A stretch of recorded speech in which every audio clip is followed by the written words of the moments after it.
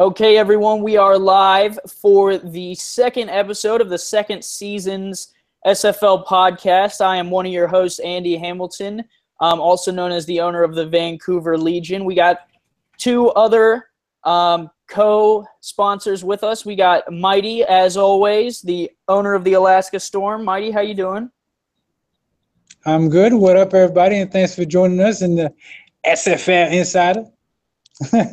And then we got James Richards, the head coach of the St. Louis Gladiators, along with us this time. James, how you doing, man? I'm doing well. Like I was saying earlier, it's been a busy week with testing and everything like that, but I feel confident moving into week one, so can't complain. Awesome. Well, speaking of week one, we're going to do a couple things for you today. We're going to first break down the rosters of each team a little bit more in depth, kind of talk about which teams we like, which teams we don't, what positions we like that they filled, what positions we thought they could have gone with. We're also going to break down the first few weeks of SFL action. We're going to talk about the matchups we think are going to be interesting. We're also going to talk about kind of a season prediction. We're going to look at each team individually and what their roster kind of leads us to believe about how their season will play out. We might start predicting some records if we are feeling bold. But if not, that's fine too. And then, just kind of get a season preview going on the eve of roster submission deadlines, as well as right before we start the SFL's top 9 games.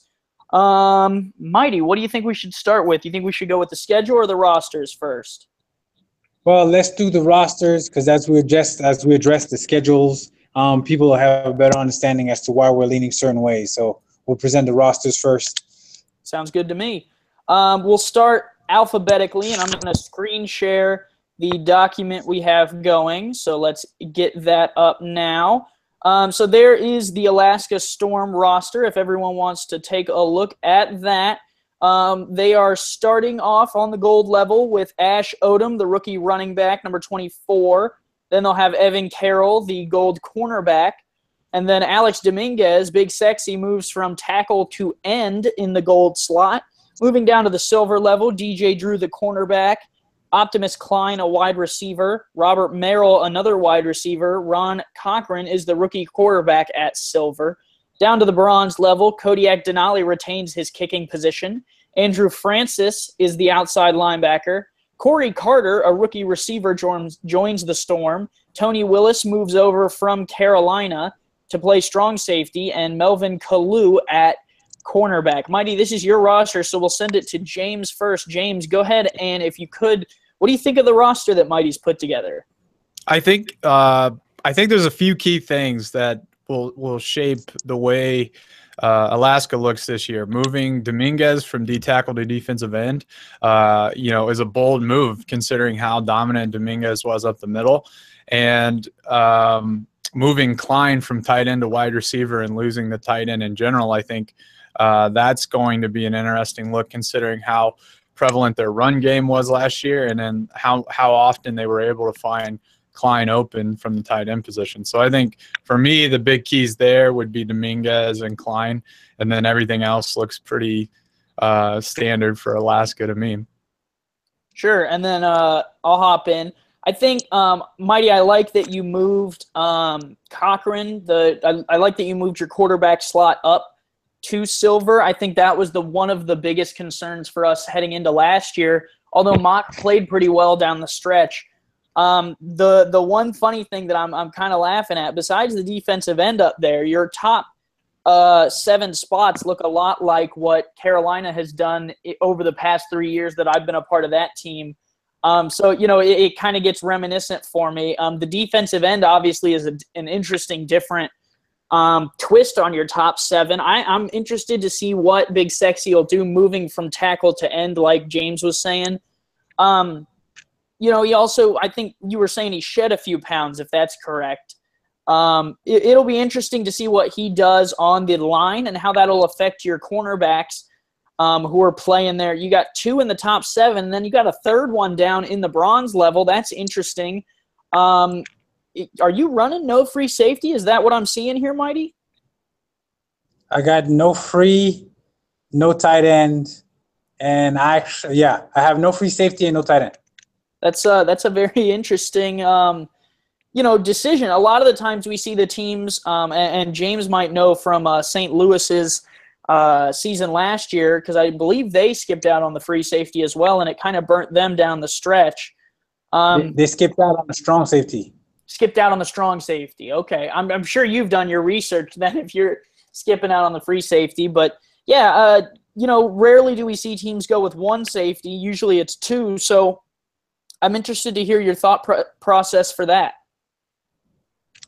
I needed that slot, and since last year I'm a big proponent of special teams. So my kicker is never, long as the Storm exists, they will have a star kicker. So I ran out of star slots, and the free safety is the one position that in the scheme we run that is kind of expendable, because a non-star is good enough to do what I needed to do. Believe it or not. So right. And doing my back research, and watching, and because I remember Carolina had a season when they ran without one. St. Louis last season ran without a strong, and then seeing how to kind of hide his weaknesses and trying to take advantage of his strengths. We believe that we'll be able to do exactly that. As well as one of the reasons why I went that route is that last season, if you feel all the, how can I say, the more glamorous positions up, people tend to be reluctant to want to jump on a squad, so to speak. So it's one of those, okay, well, I have a starting free safety spot open. So when all teams get full and we start having to, kind of sign user guys into generic slots, because I believe that will happen this season sometime or another, it'll be, easier and more appealing for them to want to jump on a starting position as opposed to a backup position, or start an offensive or defensive line position. Yeah, I think it'll be – oh, sorry. Go ahead, James. Does this mean that you're going to be running, like a 4-4-3 exclusively on your defense? Are you worried teams like Dallas or other heavy receiver teams will take advantage of your secondary? Or are you gonna pretty much stay in the 4-4 to try to mask that?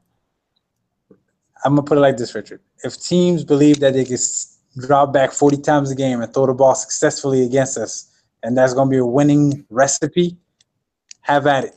I have a goal defensive end that says otherwise, and I moved him outside so that way he can open things up for other people as well. So the attention he'll command and demand, because of not only his success last year playing inside, sliding outside, the kind of havoc he creates one-on-one outside is problematic, forcing quarterbacks to step up in the pocket where, the way let me put it like this. The way I look at defense is the minute I get your quarterback moving off his spot, I feel like I won. You know what I'm saying? Like, quarterbacks have a rhythm to their drop backs, 5 steps, bounce up, throw. You know what I'm saying? 3 steps, ball gone. 7 step, 2 bounces, throw. Well, if on that 5 step you can't bounce up because it's somebody in your lap, or if on that 5th step you can't really step back into that 5th properly because there's a rush coming around the corner and you got to step up prematurely, the ball is not going to go where you want it to be in the time that you want it to be, where receivers can create the space necessary. Now, I'm not saying that we'll be able to create pressure on every down or every other down, but hey, as long as they're disruptive enough to where, all the defensive backs that will be deployed on the field can make a difference, then, that's all we could ask for. Yeah, and it seems, just based off your preseason game against Tallahassee, it seems like you've got a decent build and you know what you're trying to do. So, we did get a chance to see that against a pass-heavy team, and it held up. So it'll be fun, especially that week 1 we play at Dallas. So that is it. It's going to get tested right out of the gate, and I love it. Yeah. You know what I'm saying? Football is chess. It's the best. That's why I love football. I love the strategy behind it. I move my piece, you move your piece, and let's see whose strategy and whose X's and O's is better on that day. So I can't wait to see what Steven got cooked up with for week 1. And James is asking the tough questions early. Aiden's right in the chat. That was a very tough question for Mighty, and he dipped and dodged as best as he could. And I think we should get him out of the hot seat before James starts firing more at him, and the whole West has changed there. We'll move to Atlanta. We'll toss toss it over to the Eastern Conference. Starting on the gold level, BDG Hollywood is back as the gold running back. And then Malcolm Mandel is the rookie quarterback at the gold level, getting a $12 million contract. I'm going to give it a shot. Mahmoud Adjalani is the free safety, who is also a rookie. So 2 rookie gold members of the Atlanta Swarm. Boo Chisholm is back as a silver receiver. Eric Vincent moves from tight end to receiver at this silver level. Cody Taylor is a new rookie tight end at the silver level. And Ludacris is back at defensive tackle. Aquantis Shine down at the bronze will play outside linebacker. Colin Lamarche will also play inside linebacker at the bronze level. And then Jerry Forth is a rookie cornerback at the bronze level, and Delta Coakley will join him. And then the strong safety, Nick Nitro, rounds out the roster for the Atlanta Swarm, who used all $70 million of their cap as indicated on the screen now. Mighty, you won't play this team this year, and we'll let James break them down last for the reason that he will have to face them. What do you see out of Mark Chisholm's squad? I see that, Chizzy, as we affectionately address Mark Chisholm, he kind of like myself, got sick of that bronze quarterback roller coaster, and wanted no part of it. And he made a large investment in his quarterback position, and signing Malcolm Mandel. And me, my eyes are always wide open because I'm always watching everybody's moves. It seems to be, a step in the right direction, especially with the kind of fast break offense he was running last season. Skelter P-Funk could run really hot and then run really cold. And, so in addressing that quarterback position in such a manner, I guess he's looking for, a lot more consistency. And in the same vein, defensively, I think I know where he's going with his D. And in saying that, signing Mahmoud to play that center field position, going from sideline to sideline, it's gonna be fun to watch the East, man. Especially since I ain't gotta face none of y'all. It's gonna be fun to watch between St. Louis's different kind of build, Baltimore finally investing in the kicker, and Atlanta's fast break offense on steroids. I'm liking what Atlanta's doing. Especially with, upgrading that quarterback, because I believe that was the difference in that second half of the season. To see that they had from Funk kind of cost them, a shot at the playoffs. So hopefully for them, they get that consistency they're looking for, and, maybe they'll make noise in this upcoming season. Yeah, for me, I think the Atlanta roster is interesting. I like what they've done with the running back and the quarterback at the gold level. The 2 silver receivers are kind of one of my question marks on the offensive side of the ball. Is that enough to get it done in the passing game? Carolina had last year, we ran a silver receiver and a gold receiver, and, at times they didn't show up as much, and that probably could have been some of the playbook work on my end.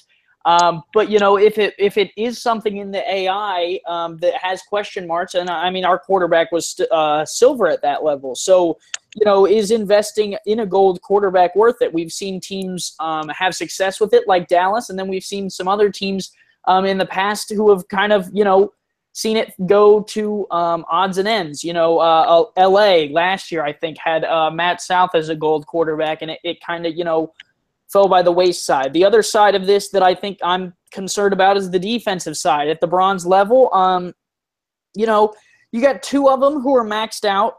Jerry Forth and Aquantis Shine have max contracts, but then you got 3 guys who aren't. Is that enough to get the job done for the Swarm in an Eastern Conference, which is going to be, a bit edgy, I think? For me, I think this is a decent roster, but I don't know if it's one of the premier top-tier rosters in the Eastern Conference. James, what are you thinking? Well, just like you guys alluded to, I think last year Atlanta got kind of burnt out with Funk, and so you see him upgrading to Mandel. I anticipate seeing a very similar Atlanta last year. They'll have days where they're extremely potent, and then they'll have days where it's a subpar performance. I think just the way they've allocated their money and the way they've positioned people around, they're prepared to stop the pass on defense. You know, the way they've built, it looks like they're going to try to utilize the dime and the nickel packages to protect the one side that doesn't have a cornerback. That might work, but I think our division specifically has traditionally been a run-heavy a division, and so he may struggle on that, but offensively Atlanta's always been able to put up points. So it really comes down to what they do on offense and what the other team does on defense. If the other team can shut down the passing game and neutralize Mandel, well, then Atlanta's going to have a lot of tough games. So yeah, I think you make a good point, James. This could be one of those teams, that we are talking about in week 3 or 4 that, is just blowing teams out by sheer offensive firepower. And, I think you make a really good point in saying that, this could be a team where it comes down to, it's 44-43 at the end of the fourth quarter, and we're going to have to, win by a point in a high-scoring game. So, yeah, I really agree with what you said there. Let's go ahead and head to Baltimore. I spoke about Matt South. He joins the Baltimore Crabs in the offseason at the gold level. Sonso Robinson is back as a gold running back. Eddie Gage is the gold strong safety down to the silver level. Kendall Gilbert is the wide receiver. Mike Osai joins him as another silver receiver. Riley Erling is there as an outside linebacker. Ray Cobain is a rookie cornerback for the Crabs. And then down to the bronze level, Josh Pockmeyer is back as a bronze wide receiver who is maxed out. Aaron Lee joins the team, or returns to the team, as a free safety who is also maxed out. Steven Darrow, inside linebacker, maxed him out. Jeffrey Dezer, bronze cornerback, is also maxed out. And then the Crabs add a kicker. The rookie Eric Walsh is a bronze who is not maxed out. $2 million on this kicker. Mighty, you always have a kicker in Alaska. You just said and committed to, I will add, having a kicker in Alaska at all times as long as Alaska is a franchise. So I assume you're either moving at some point or will stick to that motto and have the kicker at all times. Can you, at $2 million, what even abilities are you putting on this kicker that's a bronze? I don't know. Well, $2 million, that's 3 abilities. I just thought about that because I never bothered to look at the contract. I know exactly which abilities he put on there. If I don't know if anybody can remember I believe it was 3. Was it 3 or 2? 3 seasons ago, where Baltimore was in a playoff game where the kicker missed, I believe, 3 field goals, and that cost them a chance at the championship game. Right. So it's one of those, and then you watch Houston last season, who missed those kicks against us, which cost them a chance to go to the conference championship game. And then, so it's one of those, well, kickers really don't matter. Yeah, until it's, 3 seconds left on the clock. You need a 35.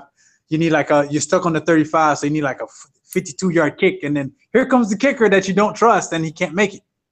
So it's one of those, you make an investment there. And as well as, most people kind of disregard the kicker, but understanding that he's not only your place kicker, he's also your kickoff man. And those hidden yards on kickoffs, when your kicker can only get, the ball can only get the ball your kicker can only get the ball to the 10-yard line.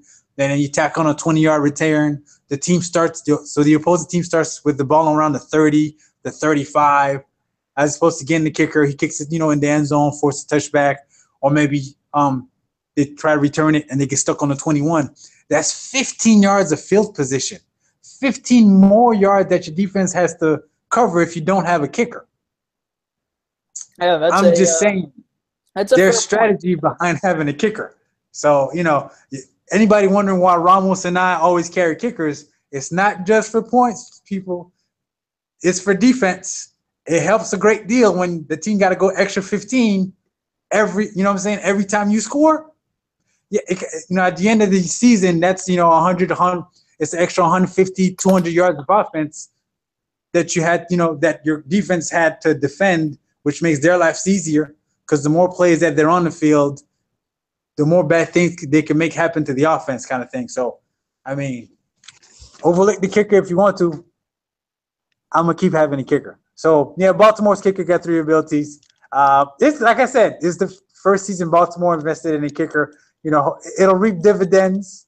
Maybe not early on, but later on in the season, I have weird feelings it's going to pay out dividends for them, and I can't wait to see how it unfolds. And well, we'll go to James next. James, you had said you had done a lot of research in terms of simming practice games and stuff, and obviously St. Louis's build reflects a stronger defense. How do you think? Did you find anything with the kicker, or what do you think of this build?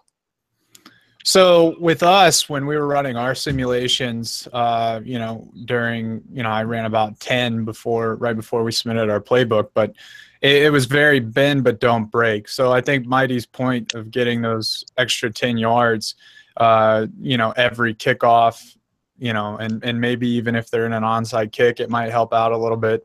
But then also on field goals consistently, because you're going to see, Baltimore drive the ball down the field, but they're not necessarily going to be able to convert every time. So having that insurance that, there's a good chance their kicker is going to hit it every time. That's a nice insurance to have. I think where this build lacks is on the defensive side of the ball. I think if you're going to rely on your kicker to do some heavy work for you and then put your defense in good positions, the yardage that a kicker gives you can be erased in one play. And if you are relying on these bronzes with a couple of abilities to bring down, somebody like, for example, Evan Murr, which Sonzo, Robinson, and Evan Murr are the only 2 maxed out running backs, I believe. But, our running backs are built completely different, I believe. I think TJ's really trying to overhaul Swing City in the passing game, whereas we're trying to run you over and run through you. So I think, when we match up against Baltimore, I would put money on Evan Murr if he's trying to get past Steven Darrow or anybody on their defense, just because of the way the builds are. So I think there's a good idea with the kicking and getting the extra yards, but I think if your defense can't shut down the pass or the run, I think it's kind of a mute point. That's a fair analysis. I'm sure you and Mighty could go on about this forever. I'll continue breaking down Baltimore here. I think, for a team that missed the playoffs for the first time in a while last season, I think, TJ is trying to get right back on the right foot. The 2 silver receivers are a good, a decent starting point, but I still have my question marks there. They're going to have a strong run game. The question will be whether Matt South is the Matt South we saw in LA at points where, like in the St. Louis game last year where he was missing some throws, or is he going to be a new man as he moves to the other coast? The bronze level is, some concern. I think you might have allocated 1 too many abilities to the kicker. I think 2 is kind of the max I would ever give to a kicker, if even that. I know Mexico City gave no abilities to the kicker, if I'm remembering correctly. So, 3 versus none versus 2, that's, a conversation we can have forever. But, I think this is an interesting build. They're not, in my opinion, super strong at really any point. They've kind of, spread the wealth between the secondary and the linebacking core on the defensive side of the ball. And then on the offensive side of the ball, clearly the run game's strong. And, I wouldn't be surprised to keep seeing swings out of Baltimore. We kind of got tired of repeating the same point that they were swinging the ball out to Robinson. But, I don't think him maxing out at the gold level changes too much of that. I think what it does is it gives him, because I don't think Sonzo was maxed out last season. So I think what it gives him is that extra oomph to get upfield. And that's either, via breaking a tackle with branching tackles, or maybe he's got quick feet where, something he didn't have last year that would make him more versatile in the passing game, because people knew that we were doing Swing City last year, but they still had a hard time stopping it. And so I think maxing out Sonzo is going to give him a little more lethality, and then maybe give him some versatility in the run game, because he wasn't that solid of a runner last year. I was looking at the calculation sheets for the builds, and so it looks like they're going 3 abilities on the kickers and then 4 on the bronzes that are 2.5 mil. So I think they'll get some mileage out of it with the 4 abilities on the bronze, but we brought up Matt South. Matt South's only got 2 abilities, and you know that they're probably pocket passing related to try to get the ball to the receivers. So we'll see how it looks, but you know, compared to some of the other quarterbacks who are coming in with 4 or 5 abilities, I think Matt South will not necessarily be the same level as those other maxed out quarterbacks. That's a fair point. Two quick tidbits before we move on to the next squad. Yeah. This is Baltimore first season having a right-handed quarterback, and I believe it's also their first season having a goal quarterback. So we'll see how, you know, what TJ could do with that there. It's probably their first season with a quarterback with a hairline too. Oh, shots fired. Well, and at the director of player personnel too. So, you know, that's what I'm saying. Pick your battles here, James. My brother without a hairline. Yeah. We'll move on to Carolina. At the gold level, they also go quarterback. Mark Biddix moves up. The hefty lefty gets his chance of the starting role. They got, who else is on here? Johnny English. Oh, yeah, he's back. Halfback, Carolina, you know, typical. Phil Hall, rookie defensive end, is a new face on the Skyhawks. Tristan Hatley returns to the squad. He actually played for us 2 seasons ago. He's marked as a rookie on the sheet. That's incorrect. He's actually back. He was on the team, off the team last year, back on the team this year. So good for Tristan for sticking around. Heath McDaniel Jr. and Sean Harrelson are back as receivers, both on the silver level this year. Blake Herman is in as a free safety at the silver level. Then on the bronze level, Jake McClellan, inside linebacker. Cody Scott, tight end. Braden Guthrie moves to receiver at the bronze level. Jake Frazier is a strong safety. And then Jax Diamond makes the move over to Carolina. He is maxed out for the Skyhawks. And the Skyhawks leave $2 million on the cap. They're only at 68, so they don't max out their cap. James, talk to me a little bit about this team because you are going to have to face them at some point this season. Yeah, I think what we're going to see is a very similar team to last season. They're going to run the ball, and they're going to try to throw out of the run formations. I don't think they're doing anything real, different from last year. We all know that when Johnny English is on the roster, that's their bread and butter. I think Mark Biddix being, 4 abilities, I think that'll give him some versatility. And then, being able to throw out of, I formation, single backs, I think it'll give him a lot of versatility. The thing that I don't like is when teams go so heavy in the wide receiving core, it really leaves you susceptible on the defense. I think 3 is kind of overkill considering the formations that they'll find themselves in primarily. There's generally going to be a tight end on the field for them considering how much they like to run. And there aren't many run formations that utilize the 3 receivers, the tight end, and the running back. So I think it's interesting. I think they could have used that slot elsewhere. I also think they could have used all $2 million that they left on the table for their build as well. So, yeah, I know that James and his staff have worked very hard this offseason in trying to prepare this team. I think there are some interesting parts. We had a defensive end before, and it didn't pan out for us 2 years ago. So I'm interested to see what James can get out of Phil Hall at the gold level. From there are some standard points, English there. This is the first time James will be working with a gold quarterback, so I'm interested to see what those numbers do for him. And then on the defensive side of the ball, they put a lot into the secondary and then the defensive line. Only the one linebacker is Jake McClellan at the bronze level, and he's at $2 million. I agree that I think they should have used that extra $2 million in cap. You got 3 guys here in the bronze level who are not maxed out, and you could have maxed out all 3 of them with that $2 million that's left on the table, or you could have given it to one of the silver levels. You got 3 guys there who aren't maxed out that could use that $2 million.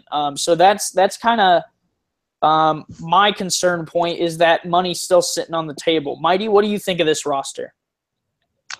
I like that they've signed a gold quarterback to kind of settle that position down a little bit because the last couple of seasons, well, at least the beginning of last season and the season prior to, there was a lot of inconsistency in their quarterback play. Maybe it was the level of the quarterback itself, as well as the departures with the coaches, with the coaching staffs.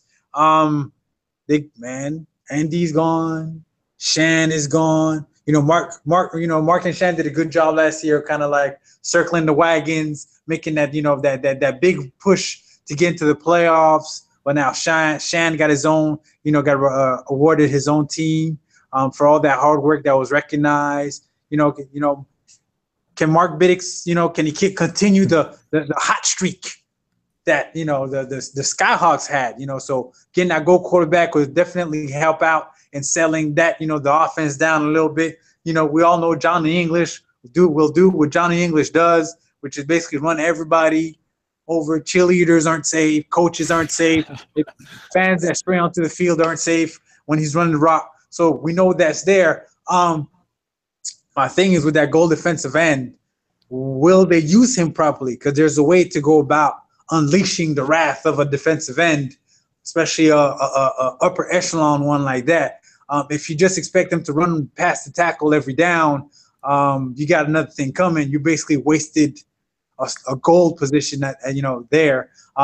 So hopefully, if they're able to unleash, that goal defensive end on, opposing quarterbacks on a regular basis and know how to scheme him properly, then, their defense is in great hands. I don't like that bronze middle linebacker. I'm a big proponent that I believe that there's not much difference between a bronze middle linebacker with abilities. Then I've looked at the numbers. There's besides a little tackling ability, speed-wise, they're about the same. Agility-wise, they're about the same. Play recognition-wise, they're about the same. So if you're going to make the investment in middle, it has to be silver or gold to really be a bang for your buck. So, I want to keep, we'll keep an eye on that because, if he's not able to get to the ball carrier in time, what kind of damage will opposing ball carriers do, running into your St. Louis's, your Baltimore, your Atlantas, your Tallahassee's now that, run gold running backs at you. Can that one bronze linebacker handle those big boys coming at you full speed, whether they're looking to break an ankle or two, whether they're looking to just, dip their shoulder right into your chest? Can he withstand that for the, a whole game? Will he be able to bring him down on a regular basis? So I want to see if especially he's the only linebacker, amongst that squad. So it's going to be interesting to see.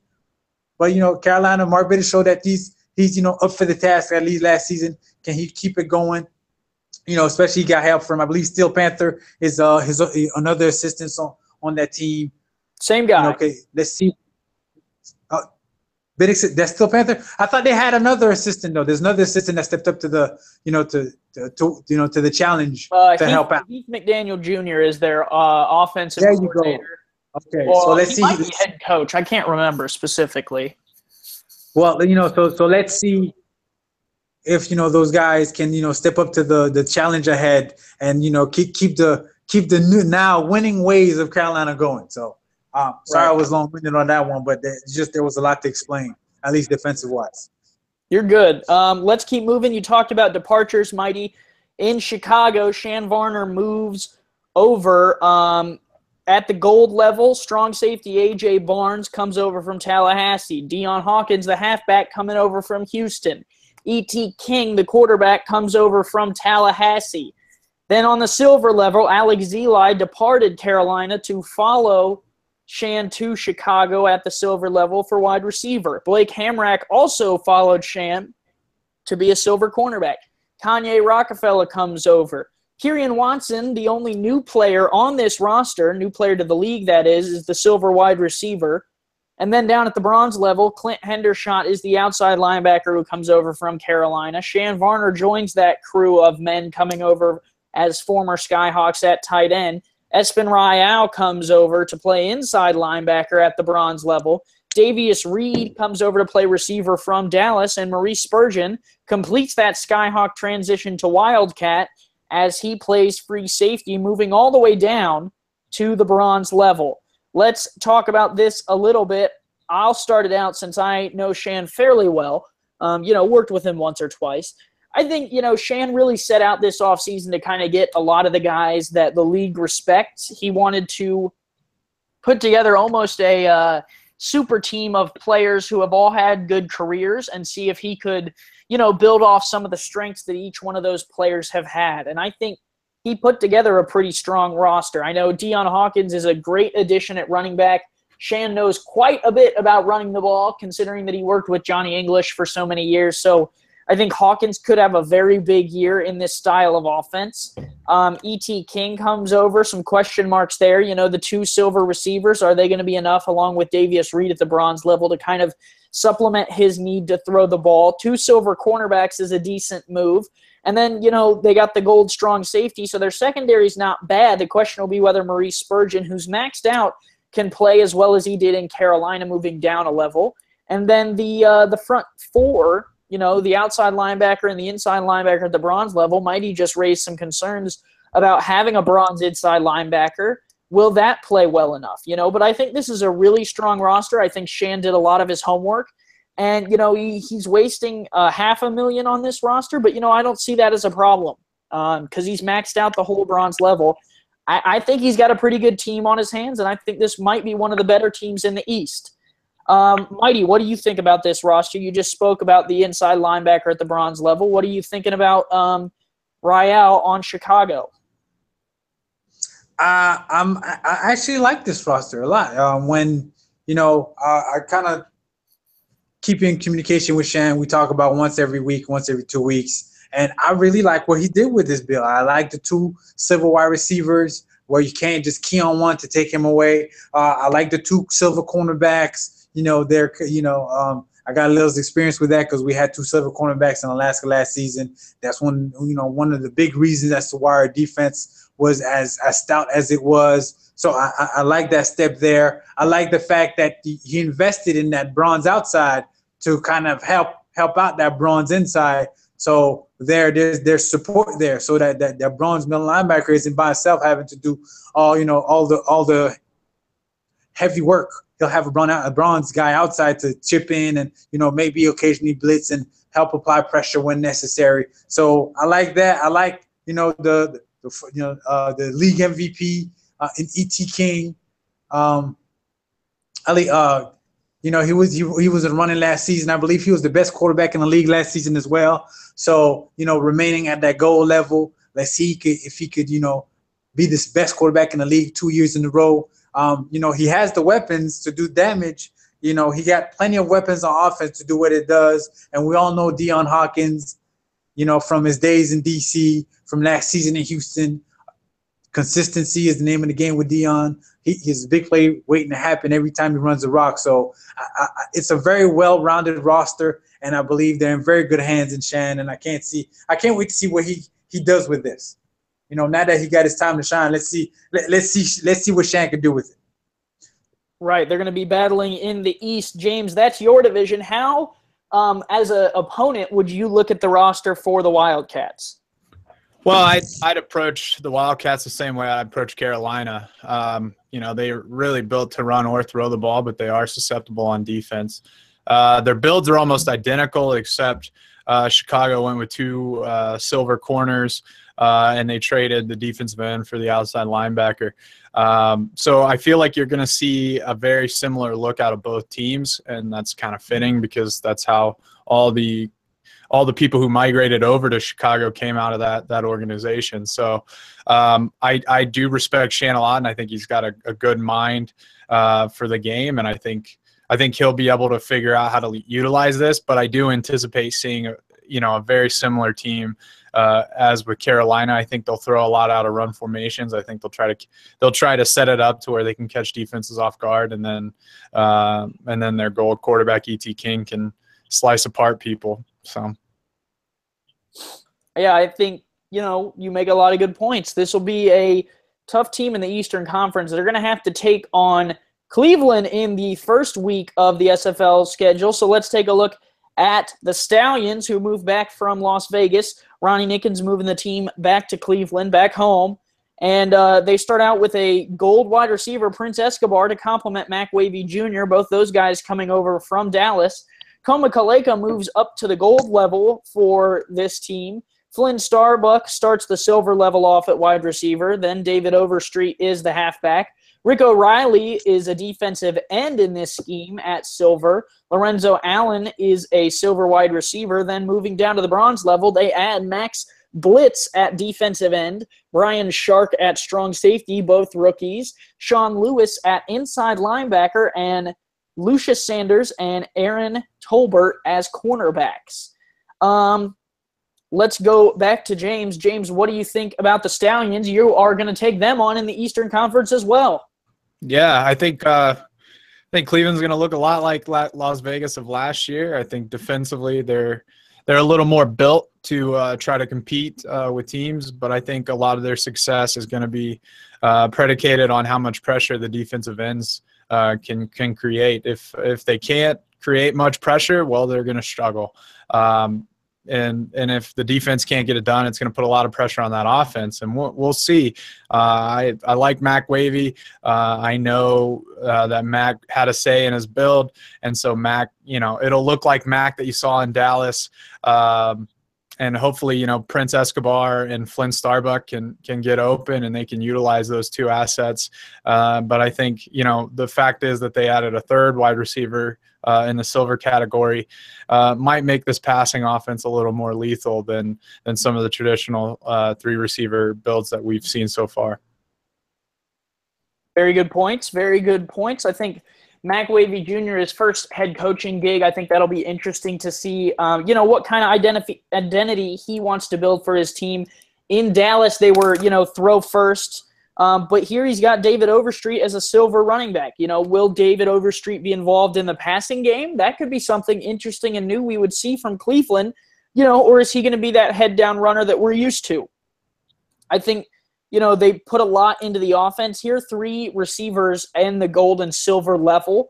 That only, in my opinion, could, leave some question marks on the defensive side of the ball. They got Kaleka as the gold free safety, but then you got to talk about, O'Reilly's on the defensive end, Max Blitz is on the defensive end, and then you got 3 of your 4 defensive backs in the bronze level. Mighty, you work a lot with defensive lines, having so much success with Big Sexy last year. Do you think that those 2 defensive linemen are enough to get it done for Cleveland on the front 7? The way Cleveland's built, they remind me a lot of Dallas last year. Although Dallas invested a little more in there with Tika Bell at the goal position, you see that Cleveland doubled down on the defensive ends. And, kind of, okay, you want to stop one? Well, here's another one coming at you kind of thing. And, the way that offense is, has so much firepower, they're expecting to play with the lead. And we know how the computer is in the fourth. If it's losing, it will completely forget, about running the ball. It will, press on trying to catch up and try to score 20 points in one play. And if that's the case, and you're having to, throw the ball every down against Cleveland because you're losing in the fourth, those defensive ends will go off. And even if they don't get to your quarterback, the amount of pressure that they will create, will force your quarterback to just throw it up and toss it up, and hope and pray that, one of their receivers comes out with the ball, and that's where Koma Kaleka at that goal position becomes real dangerous. Not only that, we all know Koma Kaleka, I believe he's the best returner in league history. So Cleveland's going to have him back there returning kickoffs and punts. And he's going to be a danger there as well. So Cleveland might be a force to be reckoned with if teams aren't prepared to stop their passing attack, as well as, at least keep the game close. Because if teams are down double digits in the second half, you have to throw the ball every down and catch up. I do not feel or nor envy that task. So I'm glad Cleveland's in the East. And, and again, congrats to Mac. Congrats to Mac on that coaching gig over there. And can't wait to see what you got up your sleeve. Yeah, he would have just put the playbook in, recently, if not tonight or tomorrow, because that is the deadline, so good luck to him. Mac coming over to Cleveland from Dallas. We'll move to Dallas next. The Roughnecks and Stephen Mullinex load up for another season. They made it to the championship game, didn't quite win it, so Steve still has a lot on his mind. Oh, I forgot to mention, and I wanted to, go back to Cleveland real quick. They did leave $1 million off the cap at $69 million, so $1 million short. And, there's really nowhere that they could have used that except for the bronze level where they have three players at $2 million and 2 at 1.5. Could have improved any of those. So that's another point to keep in mind. Then we'll move to Dallas. At the gold level, Jonathan Concord is back as a gold wide receiver. Then the quarterback with my favorite name, Shabazz Synergy, is there as the gold quarterback for the Roughnecks. Jace Jefferson is coming over from Sioux Falls to play strong safety. Then down to the silver level, Troy LaShaw is back, arguably the best safety combination between two players we see this season. Then at cornerback, Zen Osika, along with June Fierro, both in the silver level. Juan Bosco is the silver receiver, adding to the receiving corps. Down to bronze, they have Heath McDaniel Sr. is back as inside linebacker. Miles Morales is there as tight end. Bobby Law is back on the field as an outside linebacker. J.J. Howland adds to the receiving corps, and Lawrence Kirkland makes the transition to tight end for the Roughnecks. Mighty, you had quite a few fights with this team on the Western Conference last year. Talk to me about their change in roster for this year. What stuck out to me was the lack of the running back, as well as having 5 receiving targets for their new quarterback, Synergy. He's surrounded by 3 star receivers as well as 2 star tight ends. So Dallas wants to be able to be multiple and at any occasion, have not only receiving targets, but above average receiving targets, so that way defenses can key on anybody, try to take away a star, the gold receiver, take away a silver receiver. And they always say that a tight end is a quarterback's best friend. How much more is 2 tight ends? Which one's the best friend there? So kind of make the quarterback's life easy, pressure off of him, especially with the lack of a star running game to support that offense. But Steven had said that he had a star running back, but it wasn't utilized in such a fashion. So he felt like, let me use it in a different capacity, to kind of be able to use that star contract somewhere else that would make a lot more sense and be more effective on the team. So I can't wait to see the kind of things he has cooked up. We've had to get ready all off season to play Dallas, for week 1. So, we've crossed our T's in our I's and then dotted the P's. I think that's how the saying goes. And then I can't wait to see for, that week 1 matchup against Dallas at their house. Again, we're always playing at their house. It's weird. And see, which, can the better team win? But I can't wait to see how he deploys all his stars. Yeah. All right. As well as that ridiculously elite secondary that he's going to be putting on the field. Like a gold strong safety surrounded by 3 other silver secondary members. Like when it's time to throw the ball against Dallas, anyone that task on anybody. So right. That's all I'm going to say about that. Yeah, the lack of a halfback confuses me. They didn't use Davis a lot, but I think the threat of him being there as a silver was just enough to kind of keep me on my toes when I was playing Dallas last year twice. So I think, it'll be interesting. They're going to go heavy pass here, I would assume. Kind of pulling a play out of Sioux Falls' playbook using the generic halfback, and we'll see if it pays off for Steven's style of offense.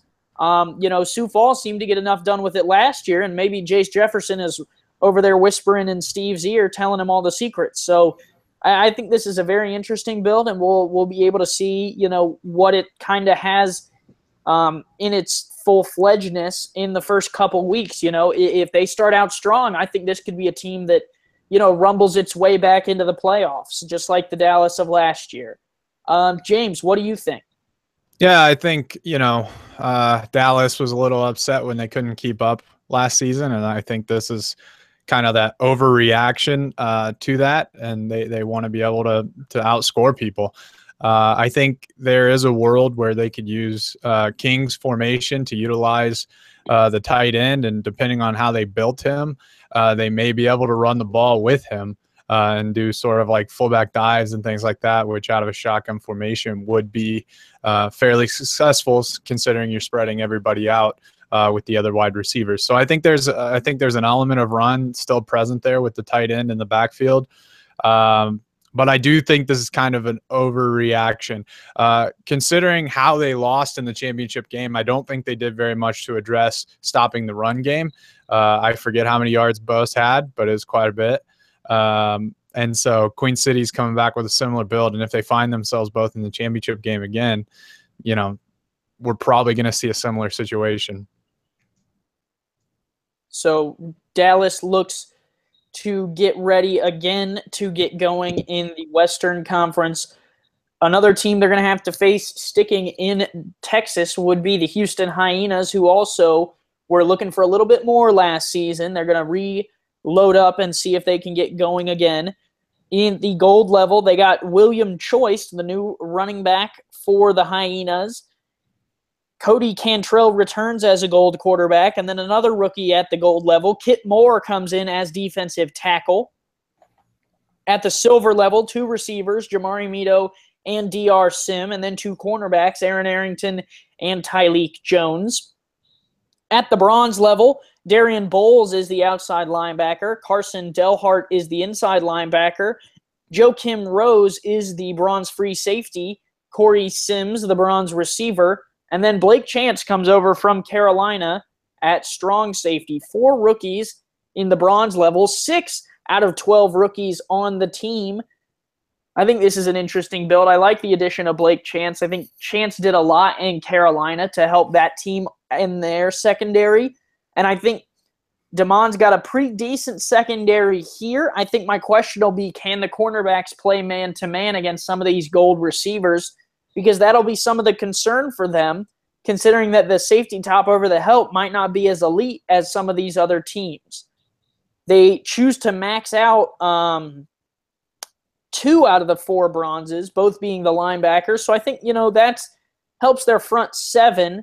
But you got Kit Moore up there, who's the defensive tackle, and he should do some of the cleanup work. So I maybe would have maxed out those 2 safeties, but I'm sure DeMond has done his homework on that one. James, what are you thinking about Houston's roster? I like it. I like Cantrell. I was really pleasantly surprised with how well William Choice did in our preseason matchup. The one concern I had was, I don't know if you guys remember that big deep ball that Alexander threw, but that was to a generic wide receiver that got past their cornerbacks and caught the ball and then got hit by the safety, and they called it a fumble, and then they called it an incomplete.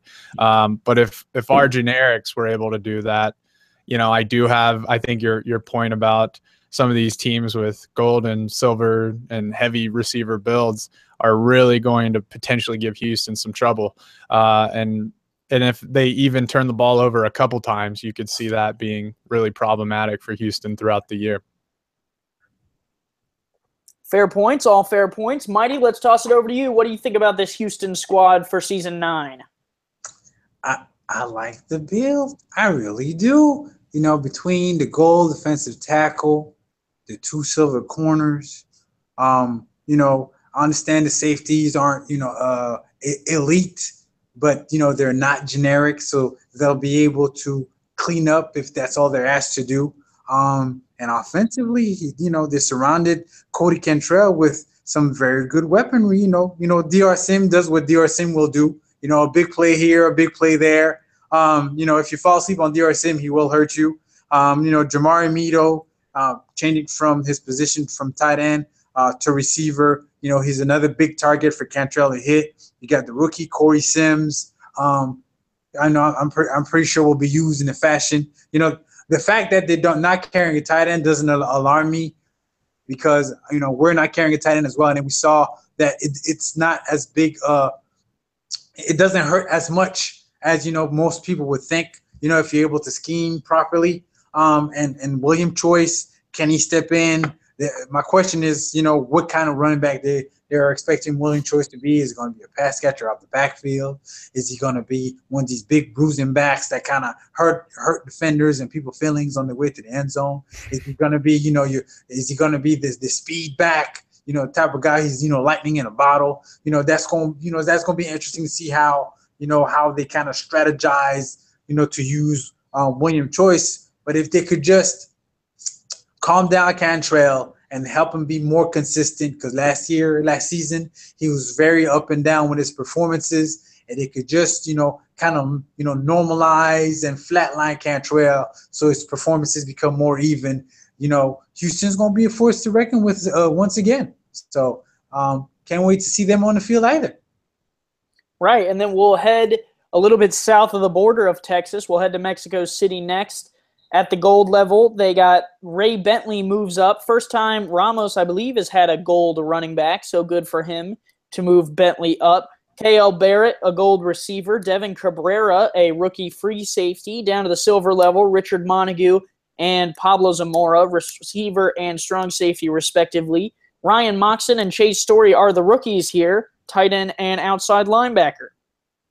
Down to the bronze level, Matt Wilson, the bronze bomber, is back.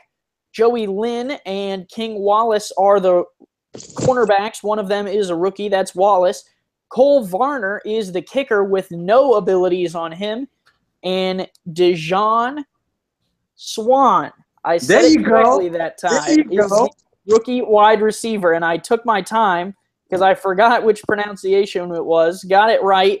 So I'm sure Matt Wilson and Ramos, as well as Swan, will be happy about that one. I'm liking this roster. I think it's interesting. I think the two cornerbacks down at the bronze level might show some concern in zones. The safeties look decent. I think it'll be interesting to see what they do with that tight end at the silver level. And I could see, in all honesty, Ramos running the ball a little bit more in this offense. I think Mexico City brings a good balance to this offense, and I think it'll be a very interesting year for Mexico City, as I think this might be a transition between some years we've seen Ramos try and throw the ball a lot to kind of a more balanced attack.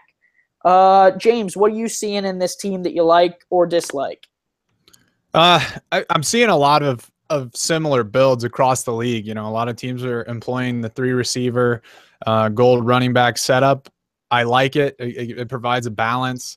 All the points that I made about the previous teams running a similar build, I think, are still present here.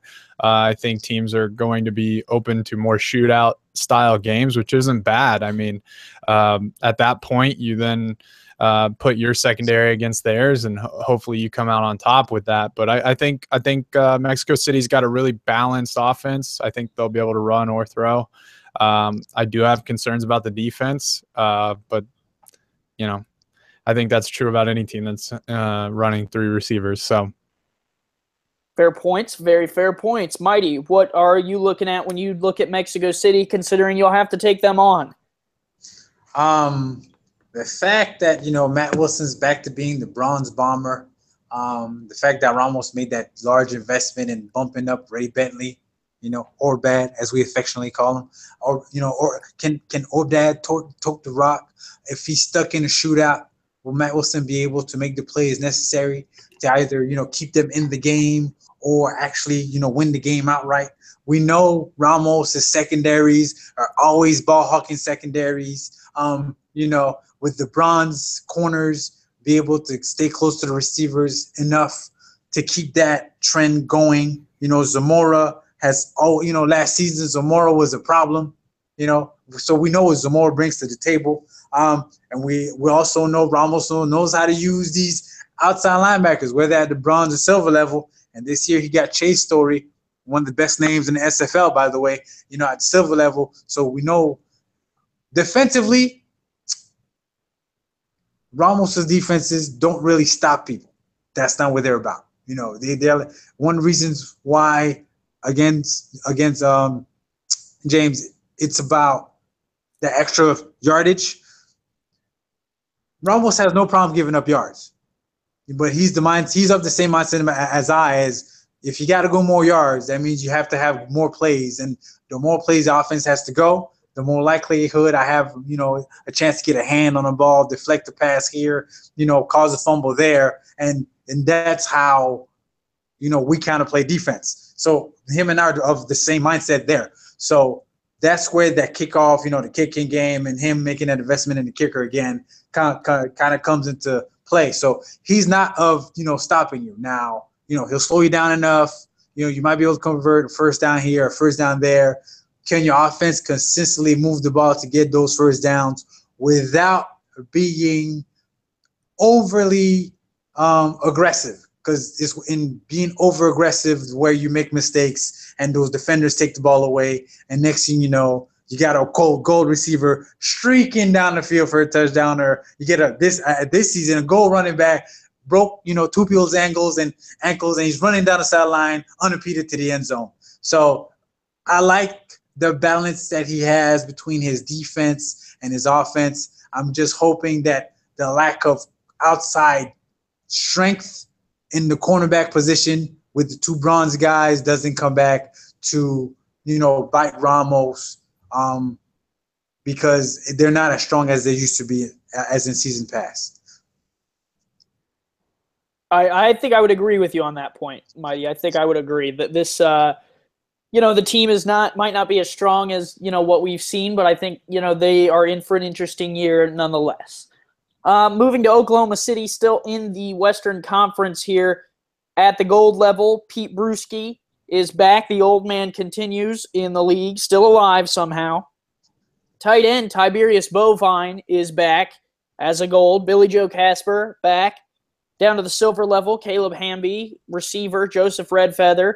Cam Michael, Tank Savage. Ethan Hamby at the bronze level. Cole Irvine. Julian Wieland moves to tight end. Torrey Holt is the cornerback, and Quinton Mantua is in as a bronze fullback. $70 million on the board for OKC. Mighty, what are you looking at here that interests you in this 2 tight end, 1 fullback lineup for the Renegades? This offensive build reminds me so much of 2 seasons ago's Tallahassee Pride that started so strong, 3-0 out the gate. And then I believe they lost 8 of the next 9. And they ran into the issue where because they only had 1 star receiver, when it came time to throw in the rock, it became very problematic as teams were kind of overloading to that receiver side, daring the tight ends and the non-star receivers to beat them and make plays on a consistent basis, and that's where it wound up hurting Tallahassee. I don't know if Oklahoma City has the secret sauce to kind of make, that 1 receiver offense work. If they're stuck in those grinding out battles where in the fourth quarter it's a 3 or a 7-point game, we know OKC can play defense with the best of them. That goes without saying. Billy Joe Casper has been a thorn in everybody's side. We know that if you get too loose with the ball, he tends to take it away in fantastic fashion. That's not where we're coming from. We're coming into a place where if the offense struggles and the opposing team gets a 10, 14-point lead going into the fourth quarter, will they have the offensive firepower necessary to get back in the game, to make it a game in the fourth quarter? That's where that 1 receiver will become problematic. And, I guess, but games aren't played on paper or in this case on electronic devices. Well, they kind of are. They're played on the field. So we'll see how it unfolds this season. Yeah, it'll be interesting. I'm personally not a fan of this build. We had a fullback in Carolina 2 years ago, I believe it was, and he did absolutely nothing at the bronze level. Was not, worth his weight in contract money. So I'm interested to see what Mike thinks that the bronze, fullback could do for him here. I think it adds to Bruschi's running game. But, in my opinion, the fullback is not much worth more as a blocker than a generic. I think the generic and the bronze can kind of interchange here. If the fullback would have been a silver or a gold, we might be having a different conversation. But at the bronze level with 3 abilities, I don't think it's much different. I think the 2 fullbacks are interesting, or the 2 tight ends, are interesting. But I'm not sure that, it's enough. We saw Bovine, kind of disappear last year, so I'm interested to see if he'll reappear this year and, what Wieland can do with that. I think this will be a running team, and it'll all depend on, what Pete Bruschi can do. That's about all I have for that. James, what are you thinking when you look at OKC? They have a very similar build to what we're doing in St. Louis. So I think for me, the success that they will have will be totally dependent on how they built their tight ends, their running backs, and their defense. Because when you go 6-6, they've picked, a couple positions on defense where they will have holes, I think, and especially against, other running heavy teams. I think they're going to struggle a little more, especially when they run away from Ethan Hamby. Another note is that they've only got 3 abilities on Bruschi, whereas most teams are running 4 and 2 are running 5.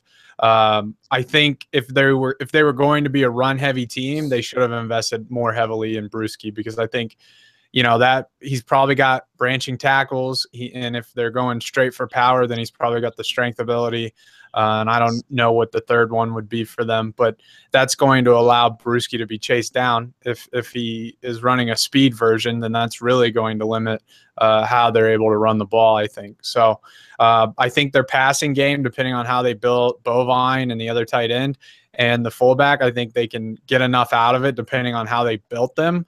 But I think they're going to be lacking when it comes to Bruschi's production.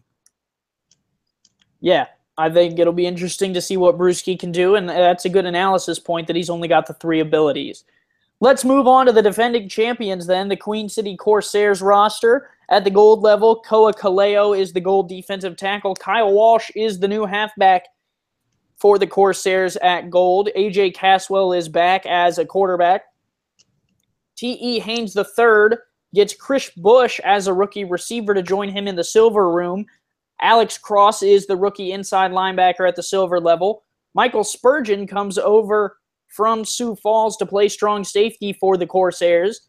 And then at the bronze level, Stezo Woods Jr. and Greg Morrison are the bronze free safeties. Memphis Blue is the rookie receiver. Colton May is a rookie defensive end, and Avery King comes over from Carolina as an outside linebacker to play at the bronze level. James, you're going to have to take them on in the East. What scares you about this team for the Corsairs? Yeah, we play them week 1, and then we're going to have to play them again throughout the season. But, for the defending champs, I think it's business as usual. I think they're coming back with a similar build. They're going to have a similar style of offense. They're going to want to run the ball, but as soon as you take that away, they're going to crush you with Haynes and Bush. So it'll be all dependent. I think our defense is built to stop them, because that's pretty much who we were thinking about when we were employing our positions. And, hey, what did they do really well? What did teams do to take that away? What did teams do when they were, losing to Queen City? And that's kind of how we modeled our build. But yeah, I think it's going to be business as usual. And I anticipate Queen City having a similar season to last season and then making a push in the playoffs. Mighty, some more defensive line going on here, a gold defensive tackle and a bronze defensive end. What are you looking at here for the Corsairs? I was actually thinking this coming into the season to, have a team that's kind of built similarly to the one Queen City has here, with the dual free safeties and strong safety, and, run a specific type of defense. I wouldn't have invested so much into the D-line as they did, but I see why they went that way. It's to kind of prevent double teams and whatnot, so that way one of them is always one-on-one and ready to wreak havoc in some way, shape, or form. So I could see that. We know that Queen City kind of takes a little while to find their way a little, because they're experimenting and trying to figure out what works and what doesn't. And then usually in the second half of seasons, That's when they, find their groove and take off running. So this build here is actually pretty, it's pretty good. They got the goal quarterback returning in AJ. They gave him some better weapons than they had last season. They gave him 2 silvers and a bronze this season to throw to. So the offensively, they kind of look similar than they did last season. Defensively, last season they went with no corners. This season they're going with no corners again, but they just removed the defensive lineman and added a second level defender. So defensively, it's one of those, they could be had if the timing is right and you got time, which, are 2 things that got to kind of coalesce, and then big plays are possible if that were the case. But again, the reason why they made that investment in that D-line in that fashion is to make sure that those things don't coalesce on a regular basis. So it'll be interesting, when they run across the likes of Cleveland. It's going to be one of those styles, make fights kind of games where one team's ridiculous offensive outside power and the lack of defensive power of another's, which will prevail better, because Cleveland lacks defensive power. Queen City kind of has kind of a bull at running back. Can Cleveland slow down the running back enough for, so it's going to be, the battles between them and Cleveland is going to be interesting. But I can't, there's no way I doubt Kyle Walsh. I mean, the man got a ring for four fingers on his hands. Like, who am I to doubt what he's doing? So I'm going to just sit back, sip tea, and watch what Queen City does, because I might just steal a concept or 2. Fair point. I think, Andy, we talked about, I believe you mentioned St. Louis, not St. Louis, Louisville, that had only lost 4 games in their entirety with the league. And we were talking how they almost lived exclusively out of the nickel 3-3. And I think with the second free safety, I think you could see that out of these guys, where they're going to have a really dominant defense, but the nickel 3-3 is both prepared to stop the run and the pass. Right. So that'll be something to keep an eye on. I think, like you were saying, James, I think this is Queen City. They've kind of found a groove. They were experimenting a little bit last year with the defensive line play, and, I think this is another year where, we could see them doing some strong things. So I think Queen City has found a build, and I think they'll be a very strong team in the Eastern Conference. Moving back to the West, a new team is on the horizon. San Antonio comes to town. At the gold level, Shane Hornish, Jason German, and Jordan Jennings. So they went inside linebacker, running back, and wide receiver. Down at the silver level, John De La Rosa joins the team as a silver cornerback. Cole Train is a rookie tight end. Brett Zabadinsky, strong safety. Jared Olson is the rookie free safety. Down at the bronze level, Greg Corky comes over from Houston. Joey Langdon is a rookie quarterback at the bronze level. Justin Morris, a rookie cornerback. Marcus Jones Jr. is the rookie fullback at the bronze level. And then A.J. Lacoste is the bronze cornerback. The thing I don't like here, again, is the fullback. And they went ahead and maxed him out. So I think that's an interesting use of cap money. I'll be interested to see what they do with that. They went with the gold inside linebacker. They put a lot of money into the offensive weapons of German and Jennings. But then, you got Cole Train, and then that kind of rounds that out, as Langdon, the bronze quarterback, will be looking to throw the ball, and he's really only going to have about 1 target in Jennings, unless they can get Cole Train or Greg Corky going at the silver and bronze level. To me, I think that'll be the downfall, will be Langdon's quarterback play. Will he be able to play at the right level? Or will this be, another case of a bronze quarterback kind of limiting a team's offensive firepower? I think San Antonio has a few hurdles they have to get through, and that's one of them. But if they can get through that, this could be an interesting team to keep an eye on. Mighty, what do you think about this build from Greg? I like the 3 corners. Wink, wink. I like the gold receiver to kind of help the bronze quarterback. And, I like the silver tight end to, again, kind of help the bronze quarterback. I don't like the Browns quarterback.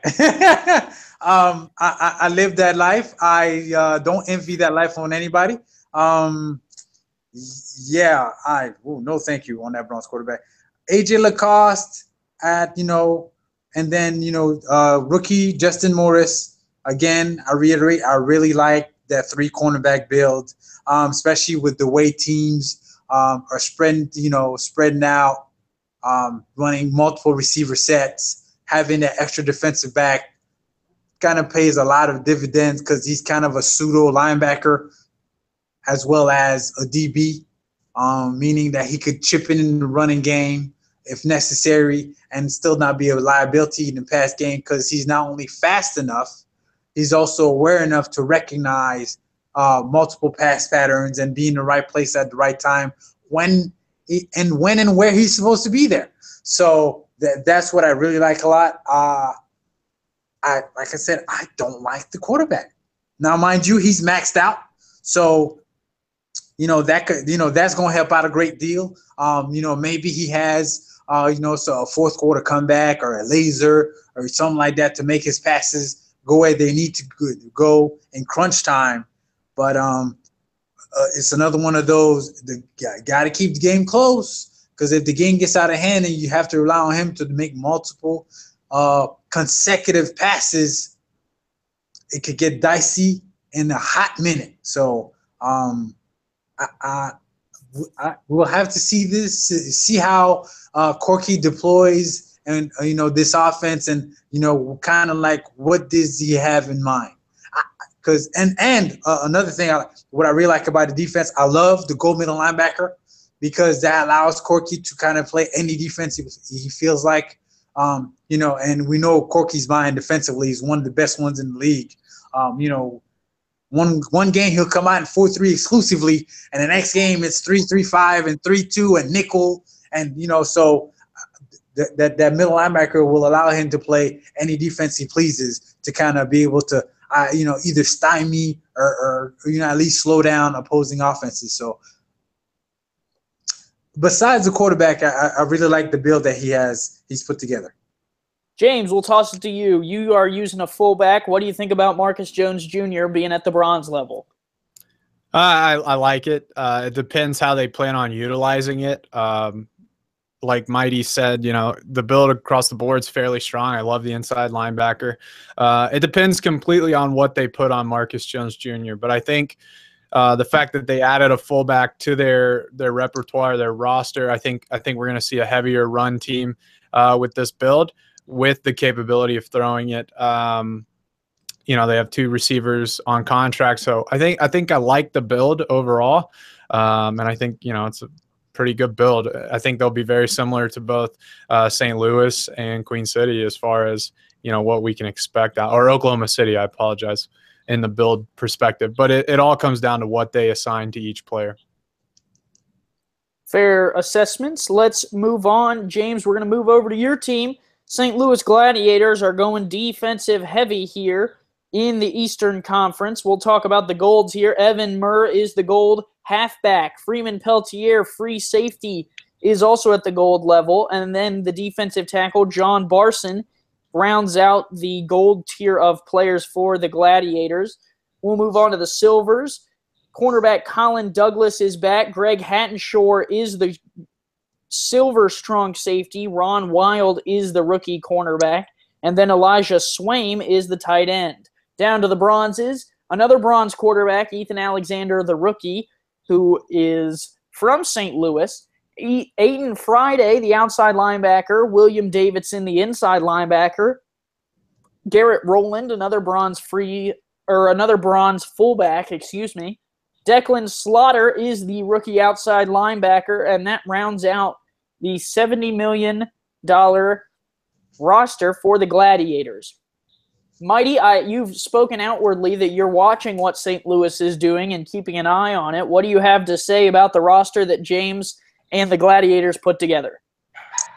I like the investment made defensively because they understand that that's where kind of the identity of the team will either be made or broken. Because offensively, the dearth of wide receivers, if they're stuck in games where they're having shootouts, when games where scores get into, mid 30s and 40s, and the quarterback has to kind of be, Superman and come to the rescue and save his team from, certain defeat, the lack of receivers will hurt. Mind you, non-star receivers can make plays here or there, especially if especially if they're open. If they're guarded, you get them the ball, for some odd reason they get skittish, the ball bounces off their hands. I had multiple games last year where balls bounce off receivers' hands and wind up in defenders' hands, and that's not a good feeling because it's like, I schemed right. He was open. Why didn't he bring it in? Kind of thing. So defensively, they are going to have to win the game. Keep the game close. So that way Evan can remain a factor. I do love the wall that they have that they call a tight end running down the field. That gargantuan they got there. I do like that. Especially at the silver level, he will be problematic for both linebackers and safeties that try to stick him. And probably he's going to be a handful to bring down. So that was a very wise investment there. But again, the lack of outside threats to kind of take attention away from the tight end, it's going to be a problem, as well as take attention away from their running game.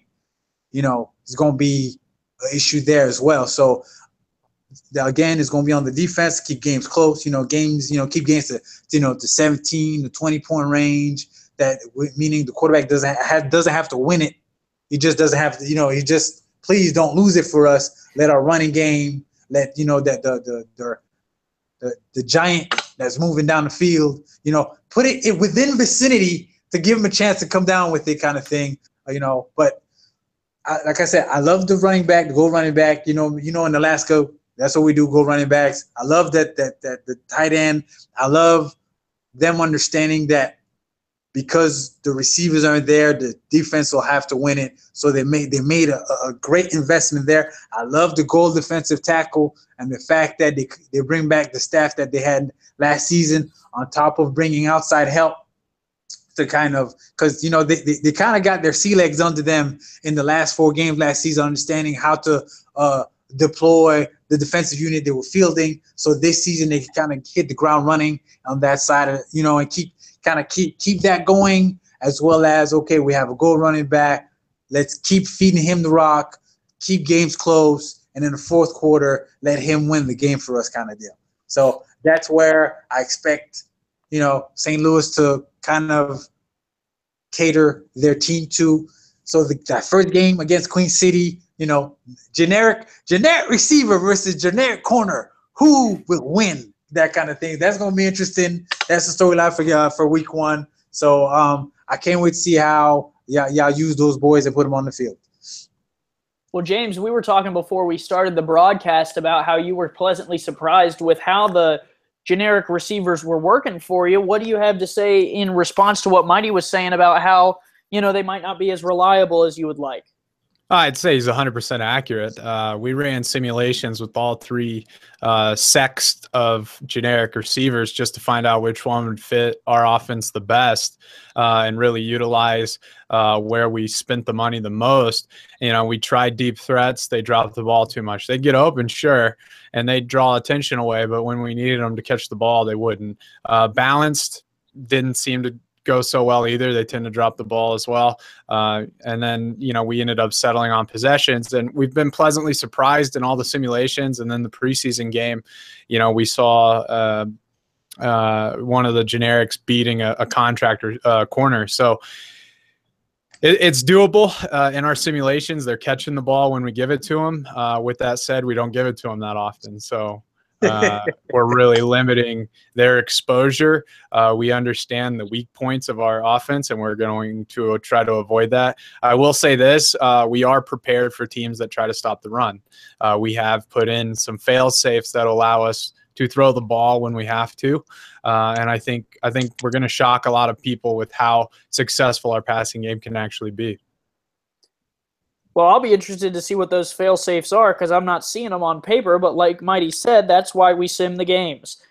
Let's move on to a team that recently – go ahead, Mighty. Let me sneak the last word in. The investment in that fullback will reap dividends because – okay, let me like this. Because of the lack of receivers, and therefore they won't have, merit the attention that receivers usually do. That doesn't mean that they can't hurt you. So you can't fall asleep there. And then because of the attention the tight end and Evan will attract from defenses, that fullback goes, he's going to be sneaky, when on that 3rd and 8. And where you're trying to take the tight end away with your 3-dog T or your man-dog T, and that you got that fullback against a generic linebacker. I don't know if y'all know generic linebackers are slow as dirt. So that fullback having that little speed advantage, throw a little soft hands. I don't know I don't know what abilities y'all got on him, but if I had a fullback, that's what I use on him. He's gonna wind up. You're not far off. He's gonna wind up moving the sticks because y'all fall asleep on, because when I play in scheme defense, I don't cover fullbacks ever. I don't treat them as people. They're lower than punters in my eyes. So if anybody else feels the same way when they play St. Louis, that fullback will come back to haunt your dreams. So I could see how they have fail safes everywhere. They got a wall moving downfield. They got Evan, and then when you spend too much, attention on those two, that fullback comes back to hurt you. So I ain't mean to cut you off, Andy. I just felt like, giving the fullback some love. That's all. Carry on. You're all good. One team that vacated the East, moving to the Western Conference for the first time in their history, is the Sioux Falls Sparrows. We'll head down their roster. Kevin Clancy, a gold running back. The running back returns to Sioux Falls. Adam Okoye is the gold cornerback. A.J. Levy moves to strong safety to play at the gold position. At the silver level, Michael Moore is the new receiver in town. He'll join Jalen Miller. Nick Pop is the rookie cornerback. Julian Tyree is back as a silver quarterback. Down to the bronze level, Alex Parker is on board, as well as Ajamu Afolabi, who comes over from Mexico City to join the squad. Alistar Amir is the rookie receiver. Braden Smith, a rookie inside linebacker, and Christopher Dodd, the free safety, rounds out the Sparrows, who leave some money on the table. $1.5 million left on the roster.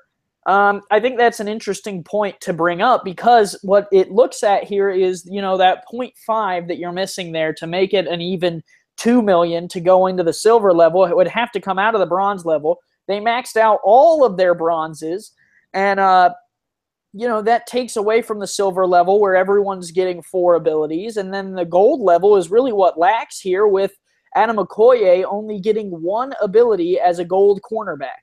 Mighty, do you think that will, play any real factor into, the secondary? Because Okoye is a gold, but he only has the 1 ability. Does that make him pretty much a silver? And if so, you're rocking with only 1, you're basically almost taking a gold away and making it 2 golds and 5 silvers. Is that how you see it too? No, au contraire. That 1 ability, no matter what that ability might be, does not prevent him from playing like an elite corner. 1 of 2 gold corners in the league this season. The other one happens to reside with my team. So, no, the matter of fact, he could have no abilities, even though that's not allowed. He still would play above whatever a maxed out silver corner could play. Speed wise, he'd be faster, better tackling ability, better play recognition, better hands.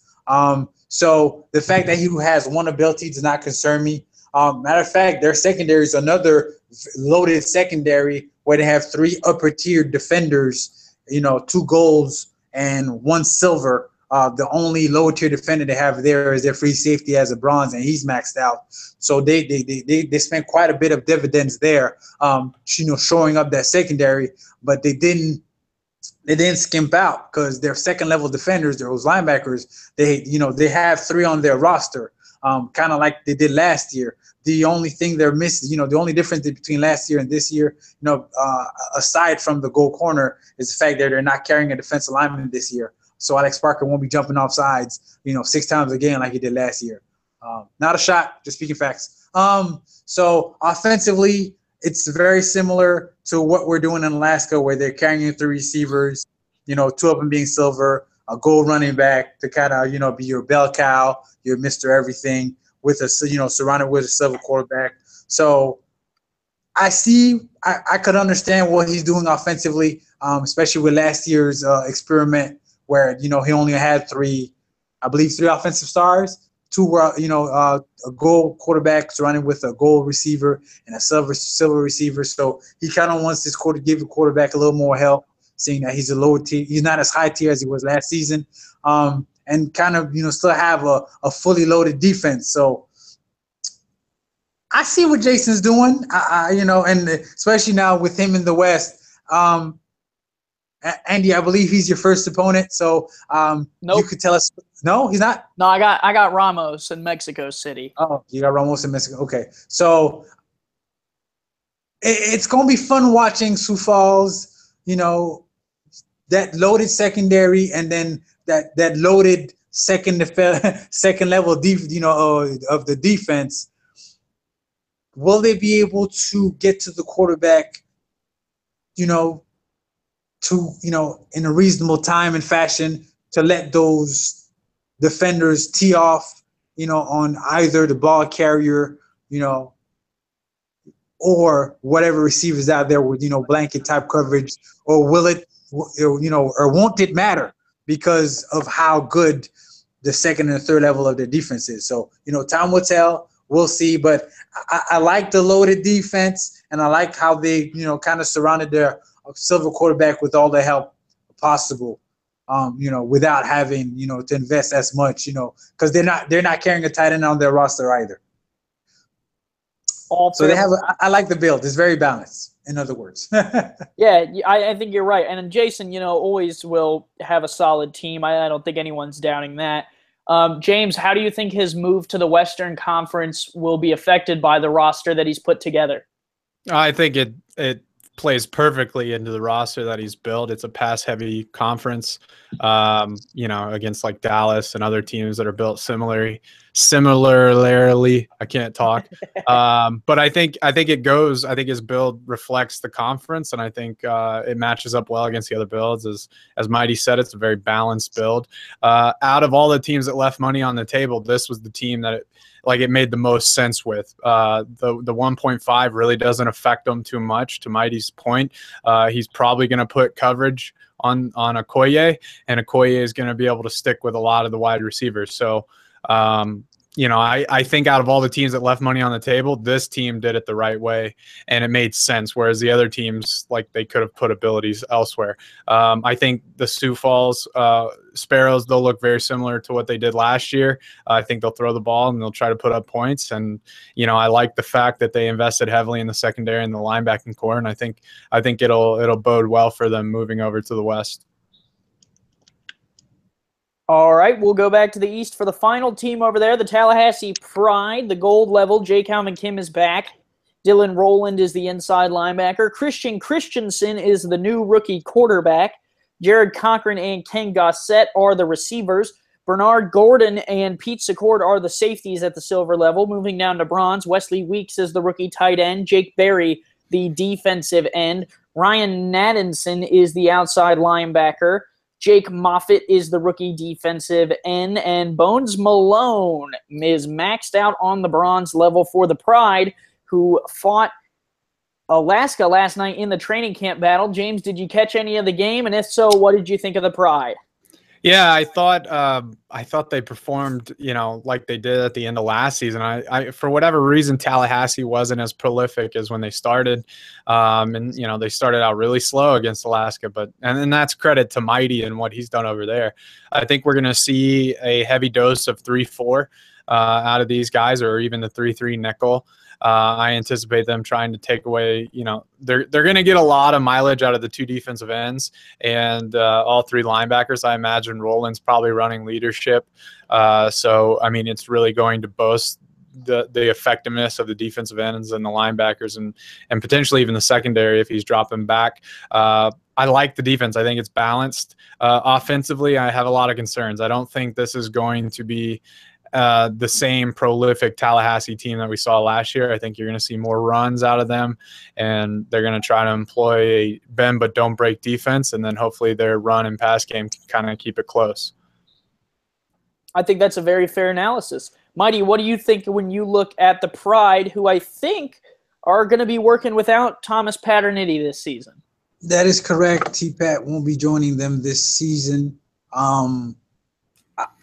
With the first thing that stood out to me when I looked at this roster was the lack of corner, and then I saw the loaded second level, and especially with Roland with the maxed out gold contract, he's going to be a problem and a headache.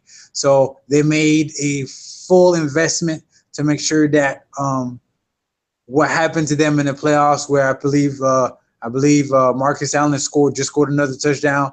That's not going to happen again, where running backs are just running wild against their team.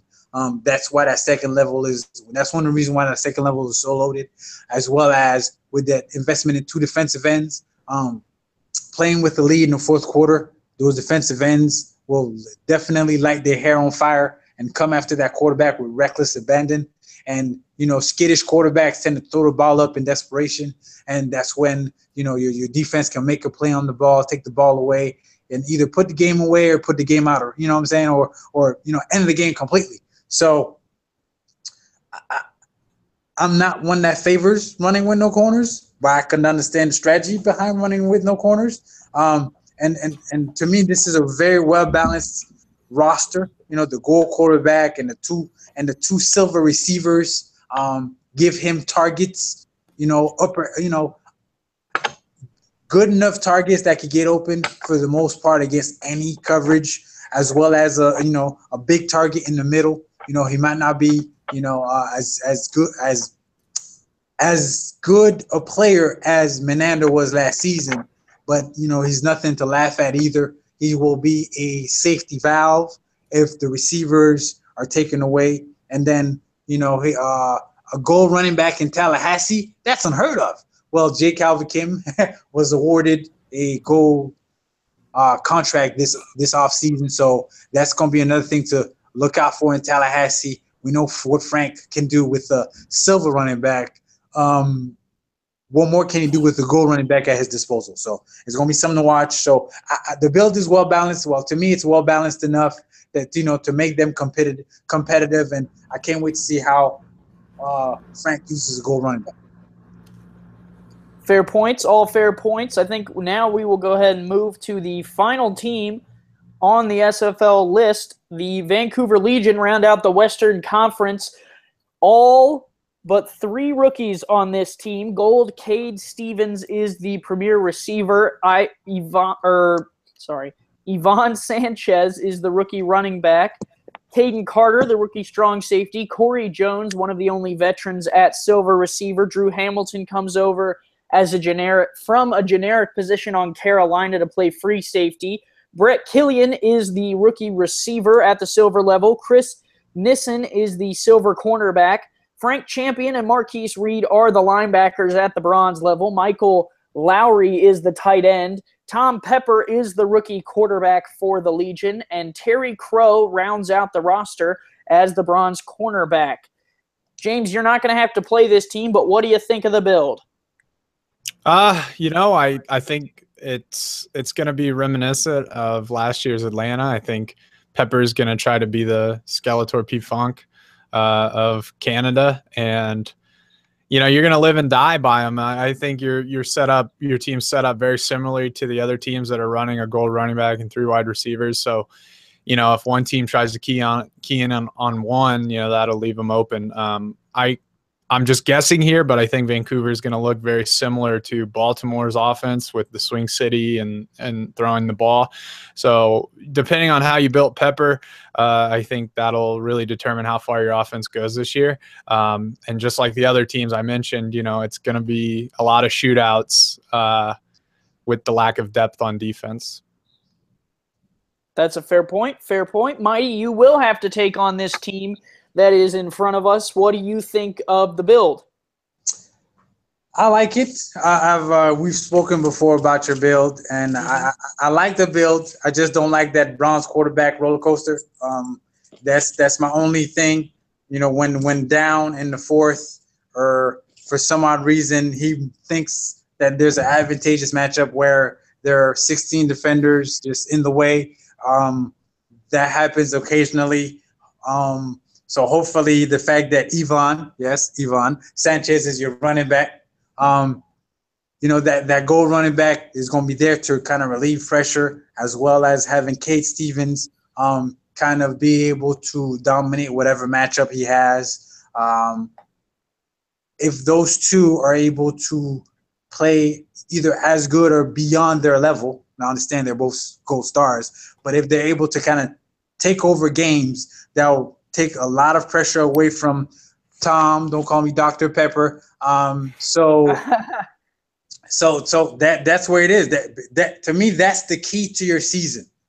Is it can Yvonne and Cade take pressure off of Tom Pepper for him to be successful? If they can, you know what I'm saying? The Legion are going to be a problem for every team they face. If they can't, and Tom Pepper has to win games, I won't say by himself, but if he has to be relied upon to make the decisions on a regular basis, because those matchups can't be one going away, that's going to be problematic for Vancouver. Defensively, I very much like the build. I like the fact that you gave Champion some support with Marcus Reed.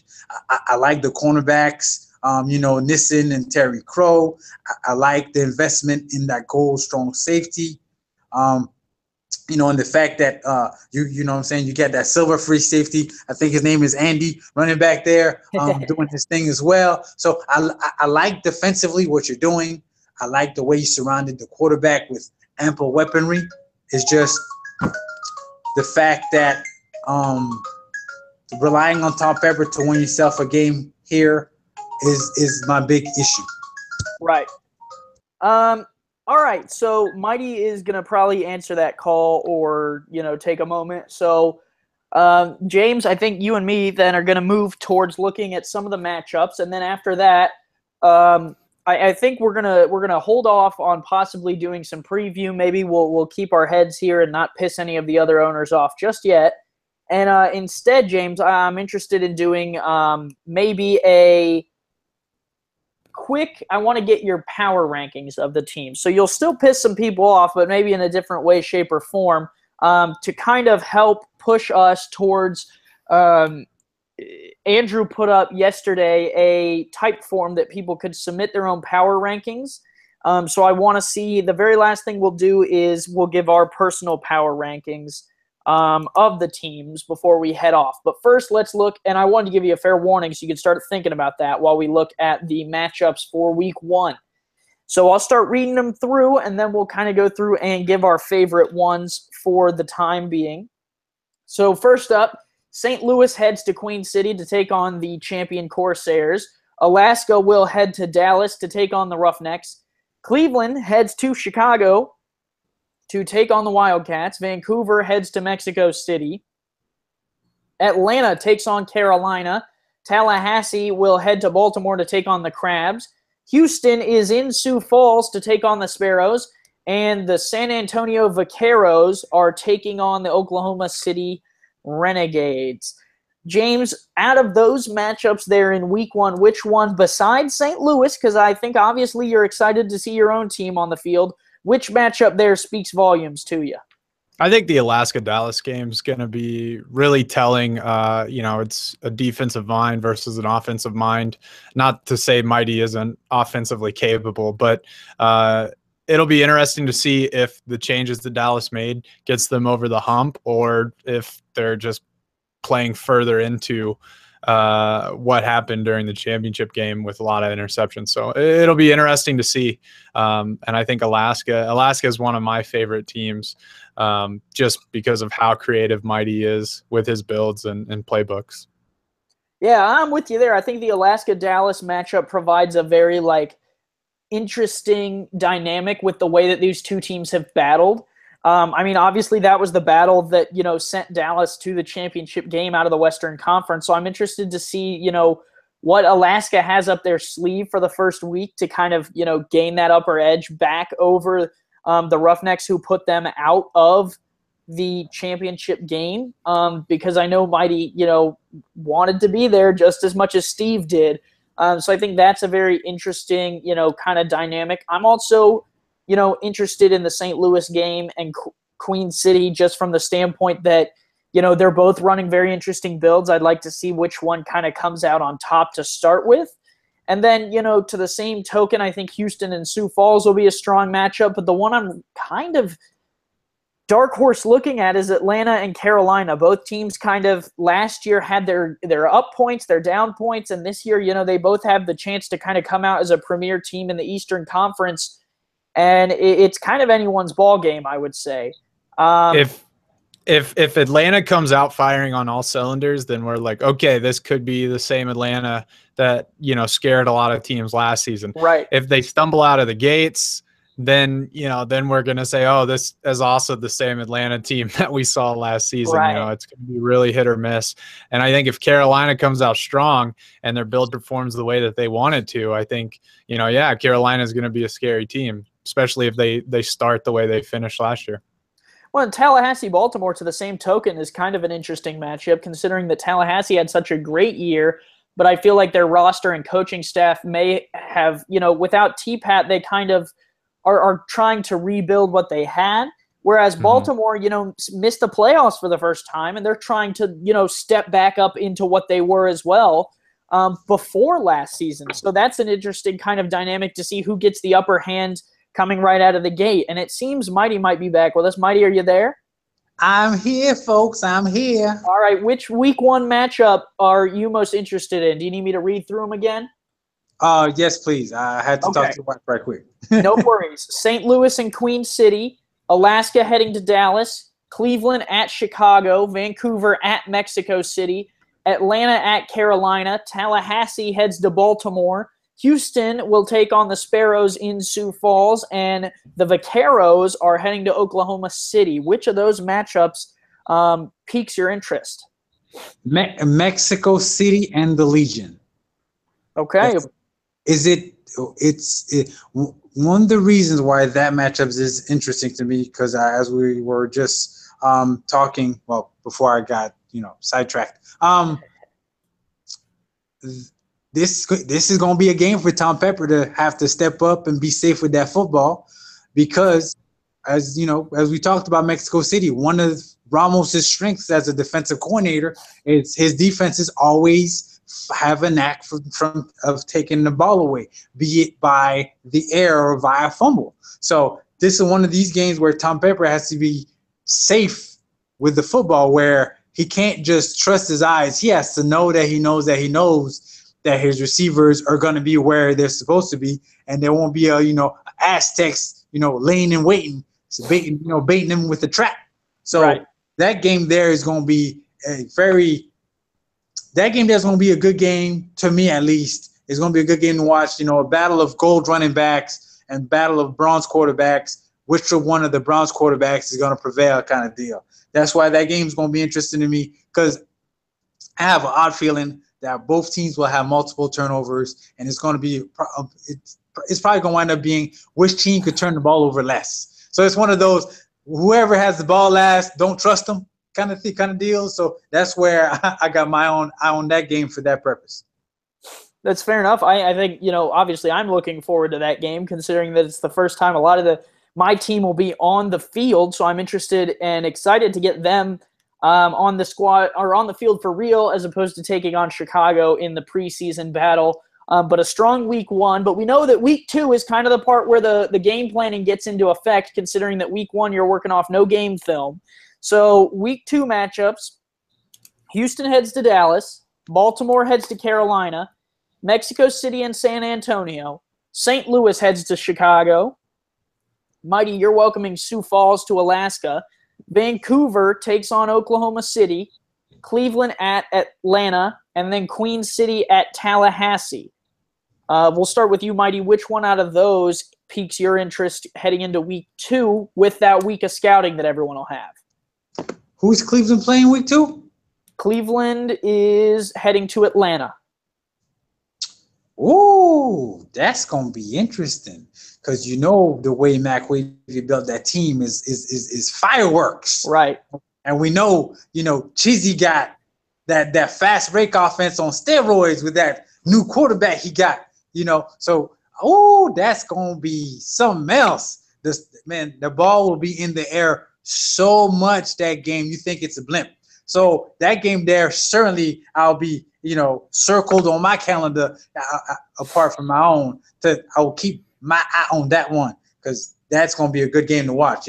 Which team, because whichever team has the ball, I have a hard feeling that game there is going to be the team that pull it out. But I fully expect the final of that game to be something like 42-35, 45-42 kind of thing. It's going to be a high-flying game in that one.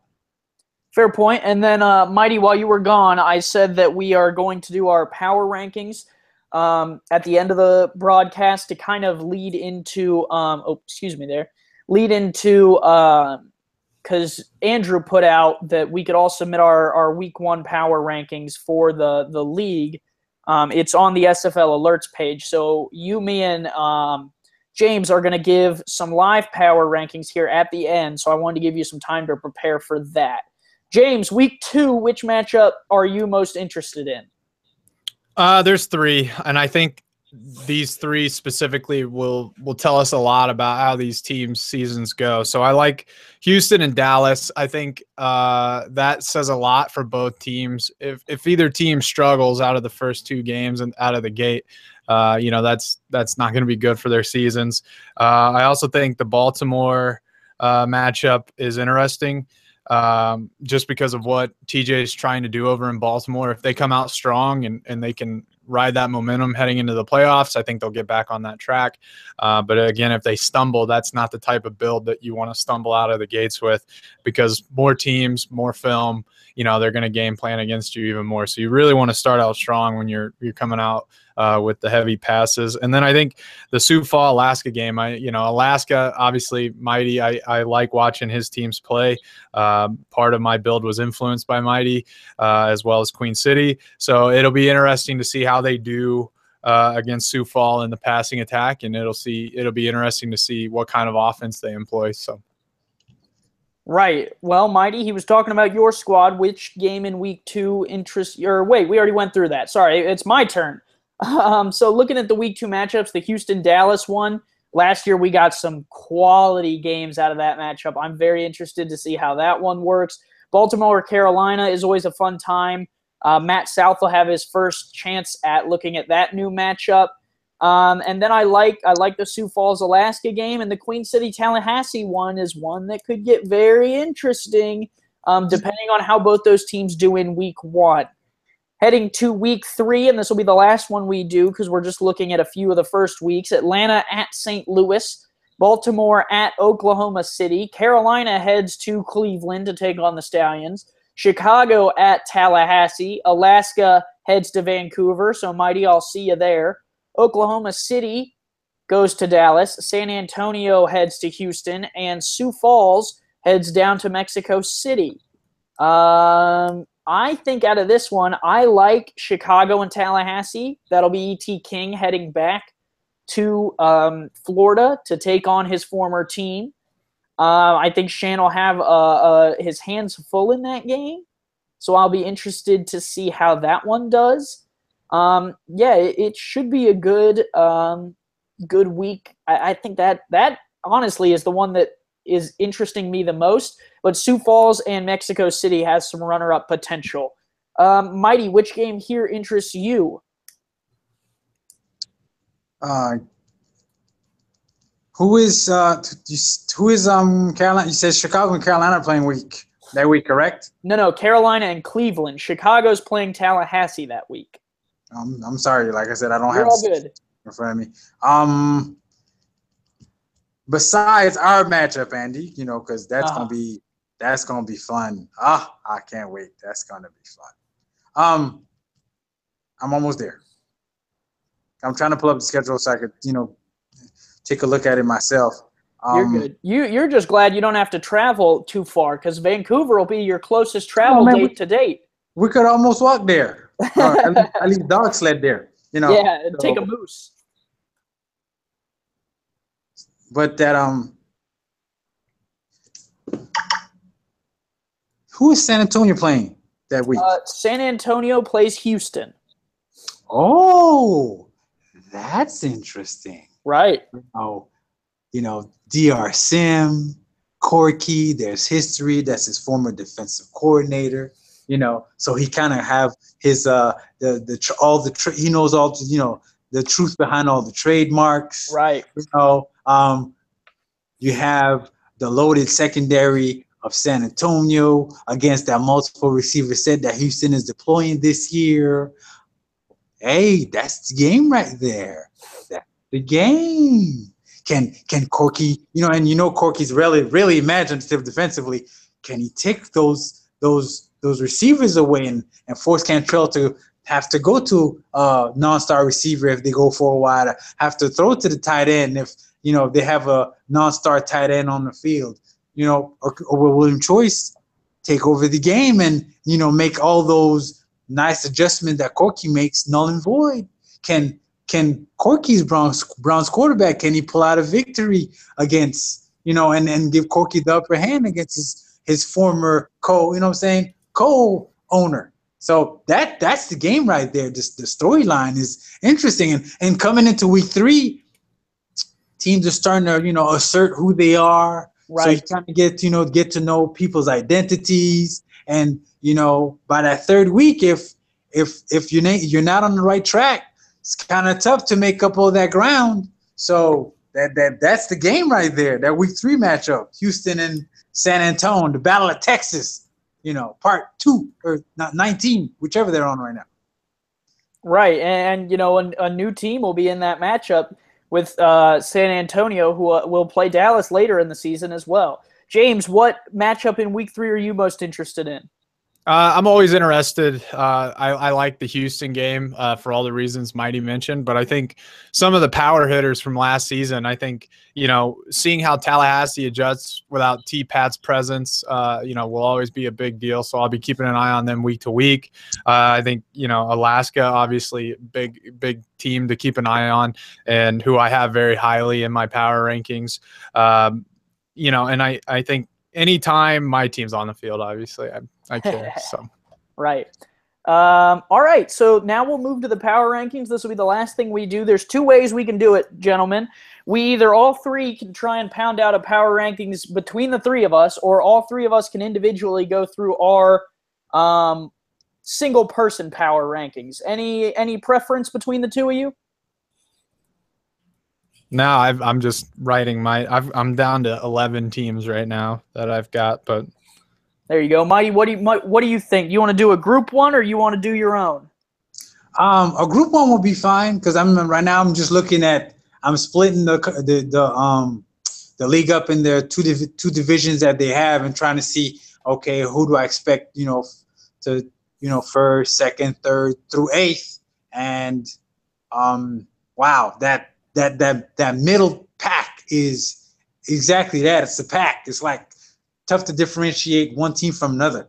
At least to me, it is. Right. So, okay. So we'll do a group one. How about that, guys? We'll get that way we don't piss anyone off individually too much because I don't want anyone coming at my Discord getting all upset because I put them last in week 1 when we have no film and we're going just off a roster. So hey, I'll spread that. They'll at least come at you 2 as well. Do do we want to start at 16 or 1? What do we think? And if anyone in the chat, if you want to chime in and kind of talk about what team you think should go where, I'll make sure we monitor it and at least have the conversation about the team. You guys want to start at the top or the bottom? Well, I think the top's easy, in my opinion, but it is. But at the same time, whenever you unveil a list, you want to kind of build to a crescendo. So I guess you have to start at the bottom. Now, hey, mind you, these views are not the views of the SFL and the front office. It's from 3 weirdos that are just hosting a show to entertain y'all. All right. After saying all that, let's go ahead. Who's 16? Yeah. All right. James, who do you got at 16? Because you said you were working on your list. I don't have 16. I'm only to 11, but I'm looking here. Listen, to make things easy, we'll stick Alaska last, and they'll just have to work their way up. All right. No. Hold on. I'm not sticking you last, Mighty. That's not how this works. I know too well what Alaska can do. I'm not putting them last. I think there's a conversation to be had about putting any of the expansion teams at the bottom. Nothing has been earned. They have not played a game other than the training camp battle. We can talk all day about how good their rosters are or, how many veterans they brought in, but any of those 3 teams I think could go at the bottom. I think there are also some teams with some questionable builds. To me, Oklahoma City with the 2 tight ends and the fullback sticks out. We know Michael Irvine sometimes, has a rough go of it. I think we could have some conversations about putting him down there at 16. Vegas is moving back to Cleveland. What will Mac Wavy do? That's kind of an unproven team. So there's some conversation to be had. Mighty, I don't think you making it to the Western Conference Championship bodes well for you putting at 16. James, do you agree with that, or you think we should just follow whatever he says and throw him at the bottom? And that would be problematic because I have him at towards the top on mine. But I think the Oklahoma City one's a fair one. I think anytime you invest, the way they built that team and the way they allocated their funds really has me worried, because anytime you invest heavily in the run game and then you don't allocate it, like in my opinion, like the way I think you should, I think you're just asking yourself for problems. The fact that Brewski is not maxed out, yet he's going to be the centerpiece of this offense, gives me a lot of concerns for Oklahoma City. That's a fair assessment. Mighty, out of all those teams that I mentioned, because we're not putting you last, what stands out to you to be at the bottom? We do these power rankings because I haven't seen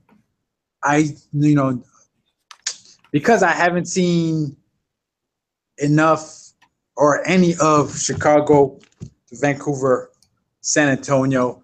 I would say, for all intents and purposes, we'll keep the expansion teams towards the bottom until, kind of earn their way up the ladder, so to speak. But then again, okay, and then if we were to go that route, then we'd have to take the teams at face value,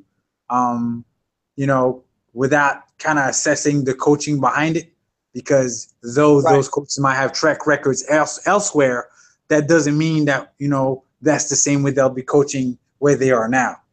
So looking at the squads, face value, Vancouver, Chicago, San Antonio, of those 3 teams, the build I like the least, not saying I don't like the build, but the one I like the least is Vancouver's, because that mixture of go quarterback, but not a lot of offensive weapons. No, that mixture of Browns quarterback and not, an abundance of weapons to kind of spread out the defense to make his reads easier. Kind of. I mean, he's got 3 receivers and a tight end. So, No, he got a fullback. No, that's San Antonio. You said Vancouver, buddy.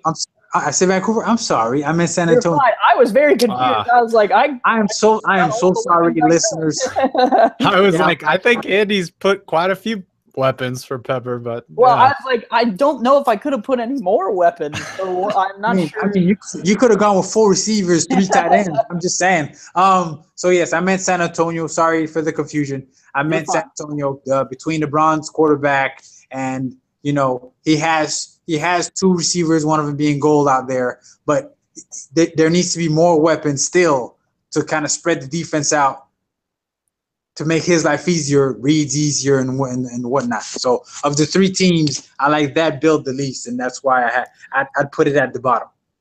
The But chat, that's the only reason why. the chat has got Cleveland and OKC, so we'll put a vote in for both of those. So we're at 2 for OKC, 1 for San Antonio. For me, I think I like what Mighty said about taking the coaches at face value, and so therefore I agree that Cleveland should at least have one vote in this conversation because Mac Wavy Jr. is coming into a new role, and then you're pairing him with Ronnie, who his track record has been up and down. So I think they should definitely be in the conversation.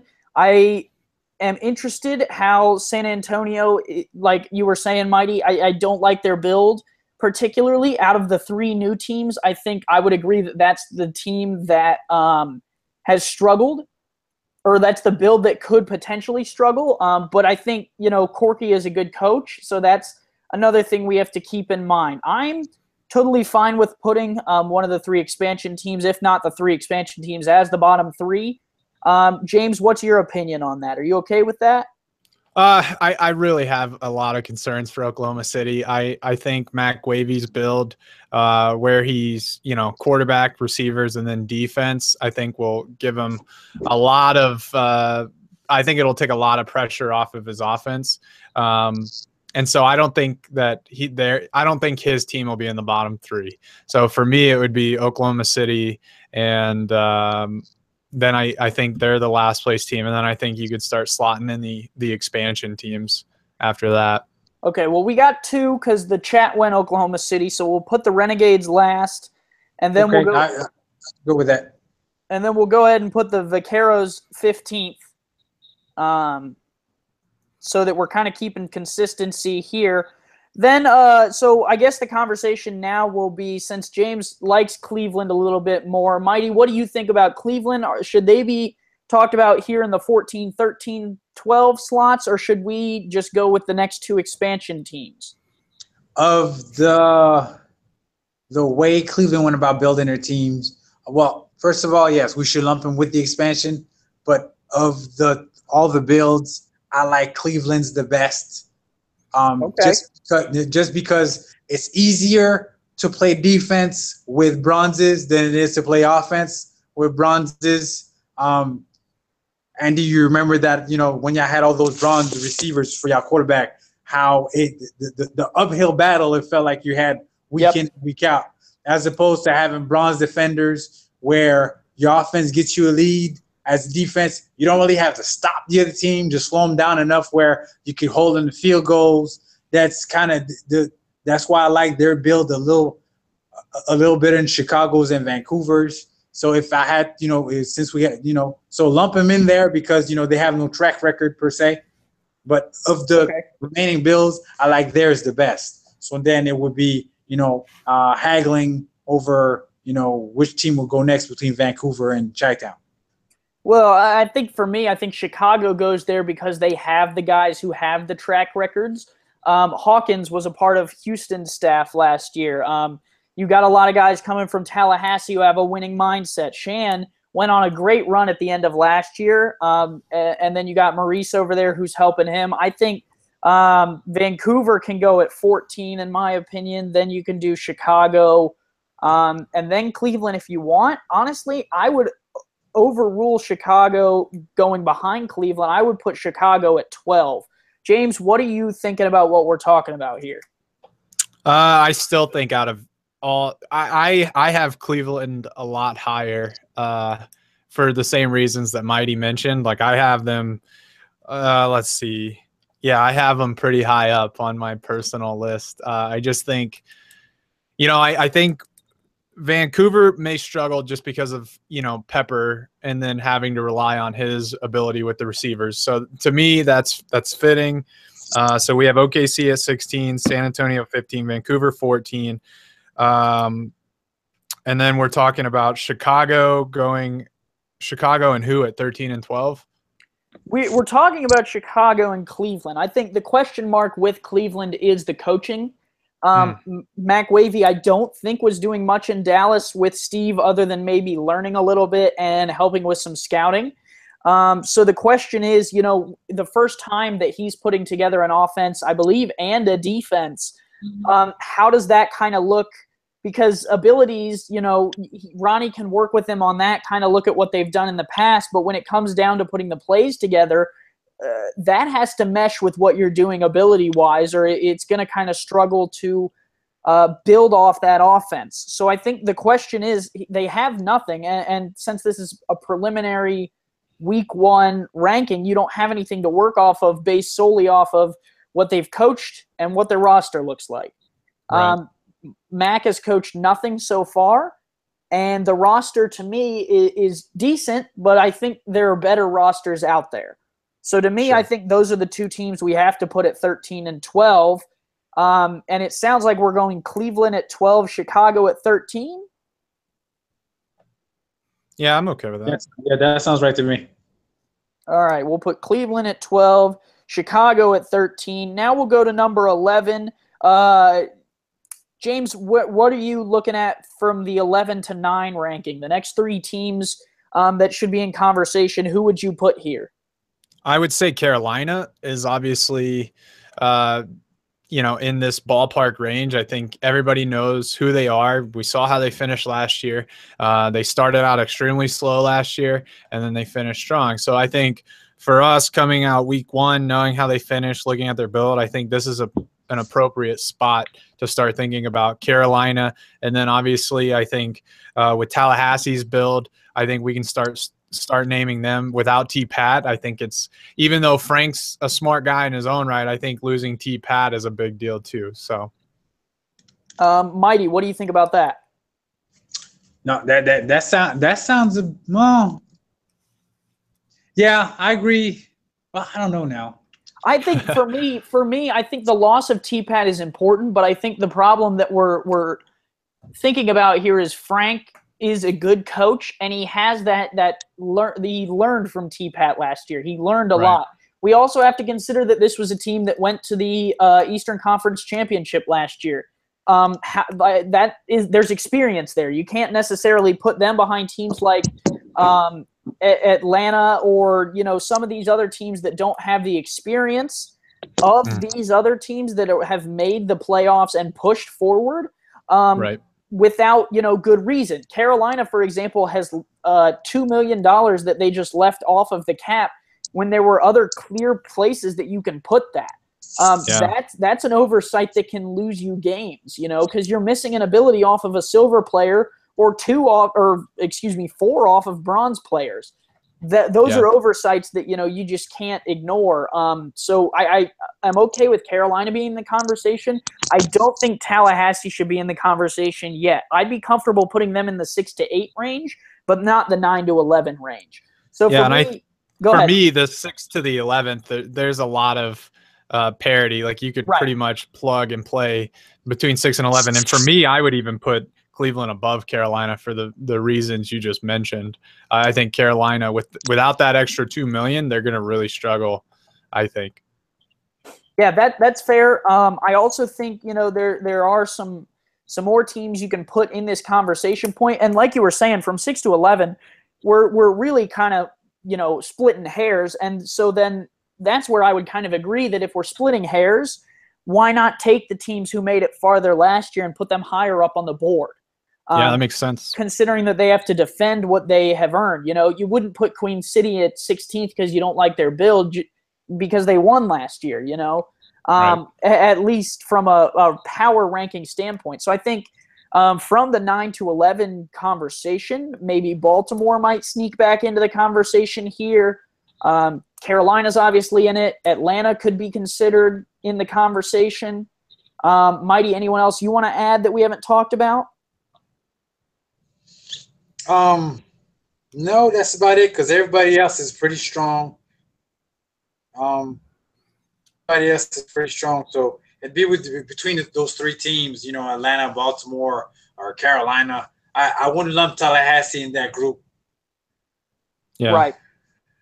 For me, now that we're talking it out, I'm like, yeah, I agree. Yeah. For me, I think Carolina would go in this 11th spot.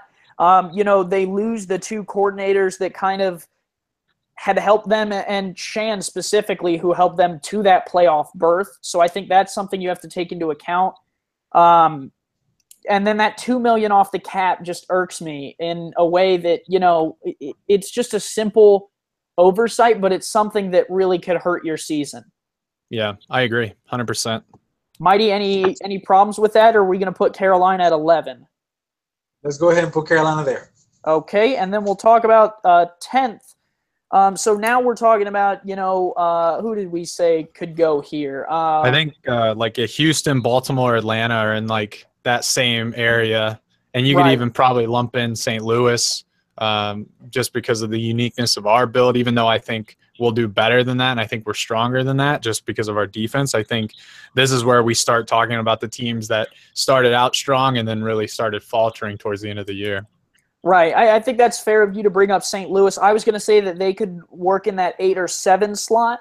I agree that the build is unique, and I think that's one of the points that we have to keep in mind.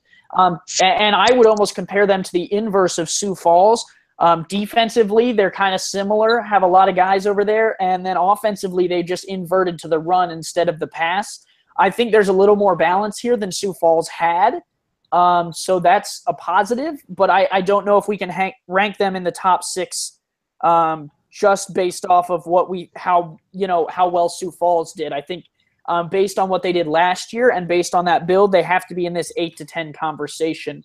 I agree that Atlanta should be in the conversation. I think Baltimore might sneak back into the conversation here. TJ has a strong build, missed the playoffs. I don't think 9 or 10 is his spot. I think he could be in that 8, 7, 6 range as well, though. Not sure about Houston being here, but I would agree that they could be in the conversation based on the build. Mighty, what are you looking at for 10? I don't think Houston should be in that conversation as well, that low. But Baltimore, definitely. Atlanta, St. Louis. St. Louis could be talked about around there as well. Just because that Browns quarterback just irks me, I guess. My experience last season just soured me on Browns quarterback. They can't be trusted. But you did well. Don't turn your back on them. They're going to stab you in the You can't. If it wasn't between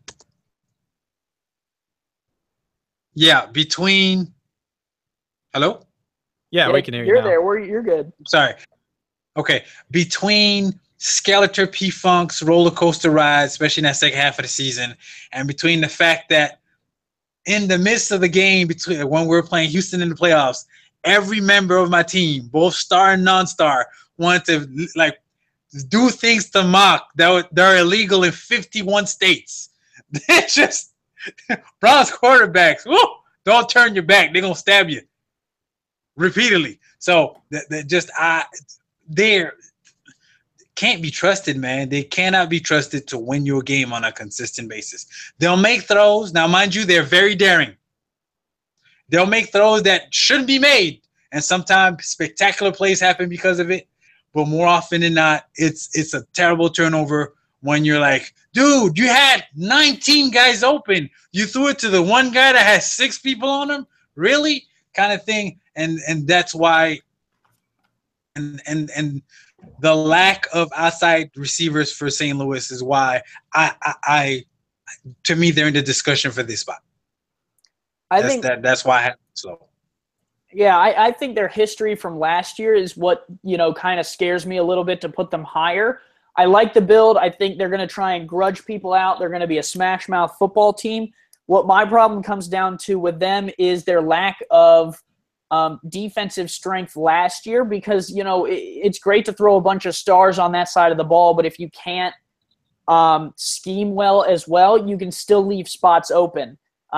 So I think, they're in the conversation for this spot, but to me, I think Atlanta's build as well as their history would lead me to put them at 10. James, who would you put here? I'm okay with Atlanta being there. I think the way they start out week 1 and 2 is a big tell on, how they'll rise or fall in the power rankings. So. Damon says that a team making the playoffs should not be considered as 10. I agree with that. I think we've moved past that point. So we're back to teams that did not make the playoffs. Mighty, anything against putting Atlanta here, or are you dead set on putting St. Louis at 10? No, I wasn't. I was just making a case as to why St. Louis should be in the conversation in 10. I wasn't saying it's a definite fact to put them there. I think honestly, putting St. Louis at 9 and Atlanta at 10 is kind of our compromise here. What do you think, Mighty? That sounds good. Let's go ahead and do that and knock out 2 spots. So we'll put Atlanta at 10 and St. Louis at 9. So now we're talking the 8-7-6 range. I think Baltimore has to be in the conversation here for not making the playoffs. I think number 8, the 8 spot is Baltimore's. I don't see anybody else we should be sticking at 8. To me, but the 8 spot sounds like Baltimore spot to me. I don't know about y'all too. James, you okay with that? Okay, yeah. Cool. That was easy enough. I think they're the only team left that didn't make the playoffs, so we kind of have to put them there. And I think it's fitting based on how we kind of fell apart last season and missed the playoffs, and then the build this year. It'll be interesting, and I think this is a fitting spot. Sure thing. Okay, now we're moving into playoff teams. 7, 6, and 5 are the next 3 up. Out of the playoff teams, Mighty, which one do you think is first on the chopping block for this top 7? Mexico City. Really? I was going to go – I think Tallahassee could be talked about here. I think Houston is, starting to creep into the conversation, not quite there yet. I think Mexico City could be talked about. What points why do you think they should be at 7 and not 6 or 5 or 4? Let me guess. Bronze quarterback. That, and I was also thinking about Tallahassee being that low. But think about the division they play in and the personnel that they'll be facing. And that's, so between Mexico City and Tallahassee, which one has a chance to go further because of their build in their division? And to me, Tallahassee is better built to kind of weather the storm, so to speak, in the East than Mexico City is to do the same in the West. No, you're not wrong. Because of the 3 linebackers, in a division where you're taking on Murr, English, and, Walsh. Santo. Yeah. BDG. Yeah, I'm with you, actually. I think Mexico City is a good spot here, and Tallahassee needs to move up because of that. I think that's a very, very good point that you brought up. James, what are you thinking here? Yeah, I think those are valid points as well. Even though Tallahassee started out slow in the preseason game, I mean, they did come back to, somewhat make it close. So it's not like, they're not capable of scoring, and their defense, should be better once they actually get some game planning in. So safe to put Mexico City at 7? Yeah, I think so. I'll mark it down. We'll put the Aztecs at 7. And now the 6 and 5 conversation. I think, honestly, Tallahassee needs to be pushed up a little bit because of that point. So now we're looking at teams like Sioux Falls, I think, would be in this area. I don't think we can talk about Dallas and Alaska yet because those 2 teams, I think, are going to be some of your top teams. Queen City maybe could sneak into the conversation here because we've talked about how they, struggle at first and then kind of come on later in the season. Mighty, what are you thinking out of the teams I mentioned, or are you putting Tallahassee at 6? At 6, I'd actually stick the Storm at 6 because the build, at least defensively, is a bit different. Running with no free safety, running with no middle linebacker. Though last season they only have one star player in the front 7, and they found a way to make it work. This season, the lack of really that deep defender, if receivers were to get loose, or someone to kind of rescue the defense when a running back makes it past all the levels of the defense. It might seem problematic to some. The lack of middle. I know it's a every team, I believe, runs a middle linebacker except for that might be problematic to some. So I could see where the Storm could be around that range there, could be sixth. And then the fact that, offensively, they don't carry a tight end. And, their running back, what their running back's going to do, but, they also have a rookie quarterback at the helm.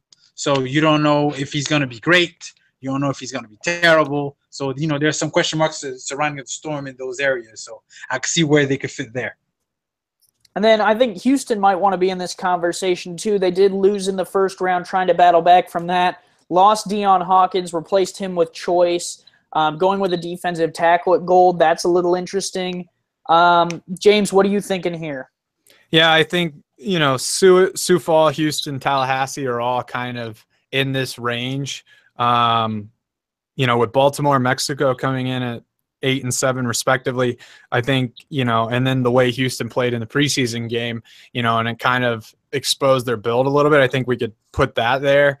But I know when they start game planning, they're going to actually utilize that build better. So for me, it's really a toss-up. I think really Sioux Falls, they were pretty inconsistent last year, even though they can score a lot of points. I think there's a good argument for either Sioux Falls, Houston, or Tallahassee at this spot. All right, let's we'll put it to a vote. Mighty, which team? Chat's giving me nothing, by the way, because I would add votes there, but I would say if we're gonna go that route, then I'll say Sioux Falls. Okay, James, which team are you putting at 6? I'm comfortable putting Sioux Falls there, just based on how they performed last season. Well, that made it easy for me. Sioux Falls it is at 6. Now let's talk 5. I think Houston and Tallahassee, it's between the two of them here. I think Tallahassee, like Mighty was saying, is better built for their division. So I think you put Houston at 5, Tallahassee at 4. Yeah, I'm good with that. Mighty, thoughts? We could go that way, even though I don't know how Houston will deploy their D-line. So that kind of is up in the air.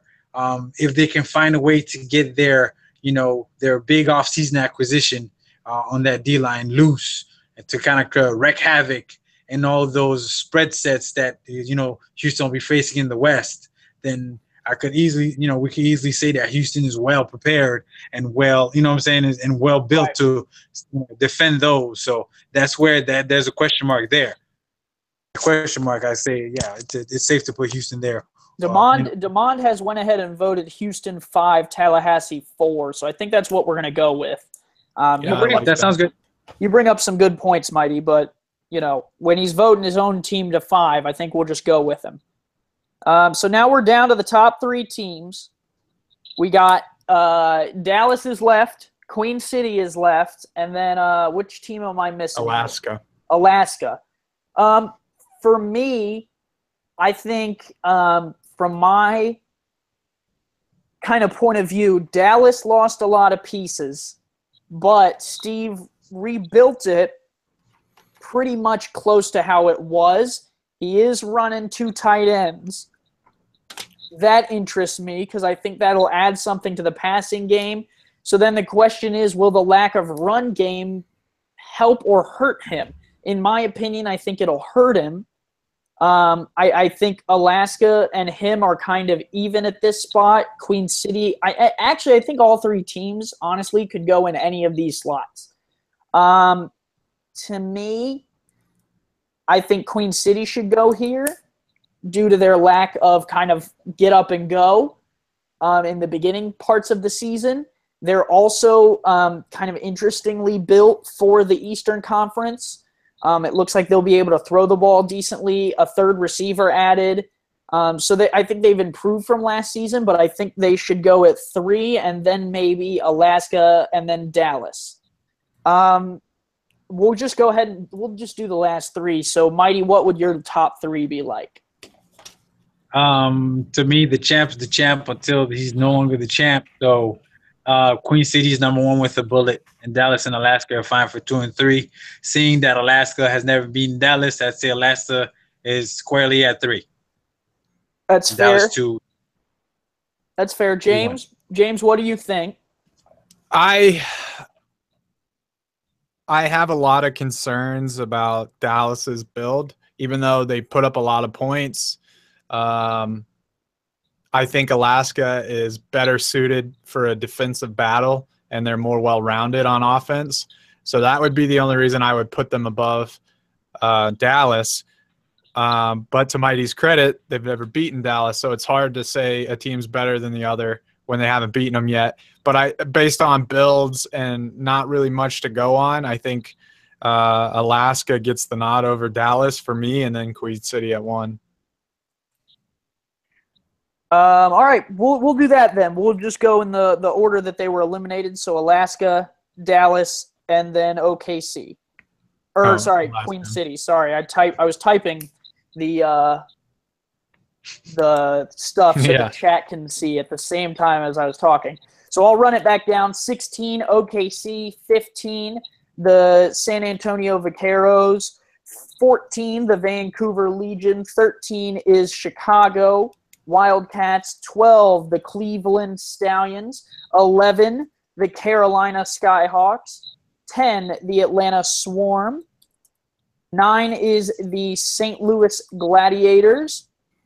8 is the Baltimore Crabs. 7, Mexico City. 6, Sioux Falls Sparrows. 5, Houston Hyenas. 4, the Tallahassee Pride. 3, Alaska Storm. 2, Dallas Roughnecks. And 1, the Queen City Corsairs. A reminder to everyone that you can submit your own power rankings on the SFL alerts page. Andrew put up a thing I think it was yesterday, a type form. Yeah, yesterday at 9 a.m. I'm sure we'll resubmit that link into SFL alerts so you can get to it quickly.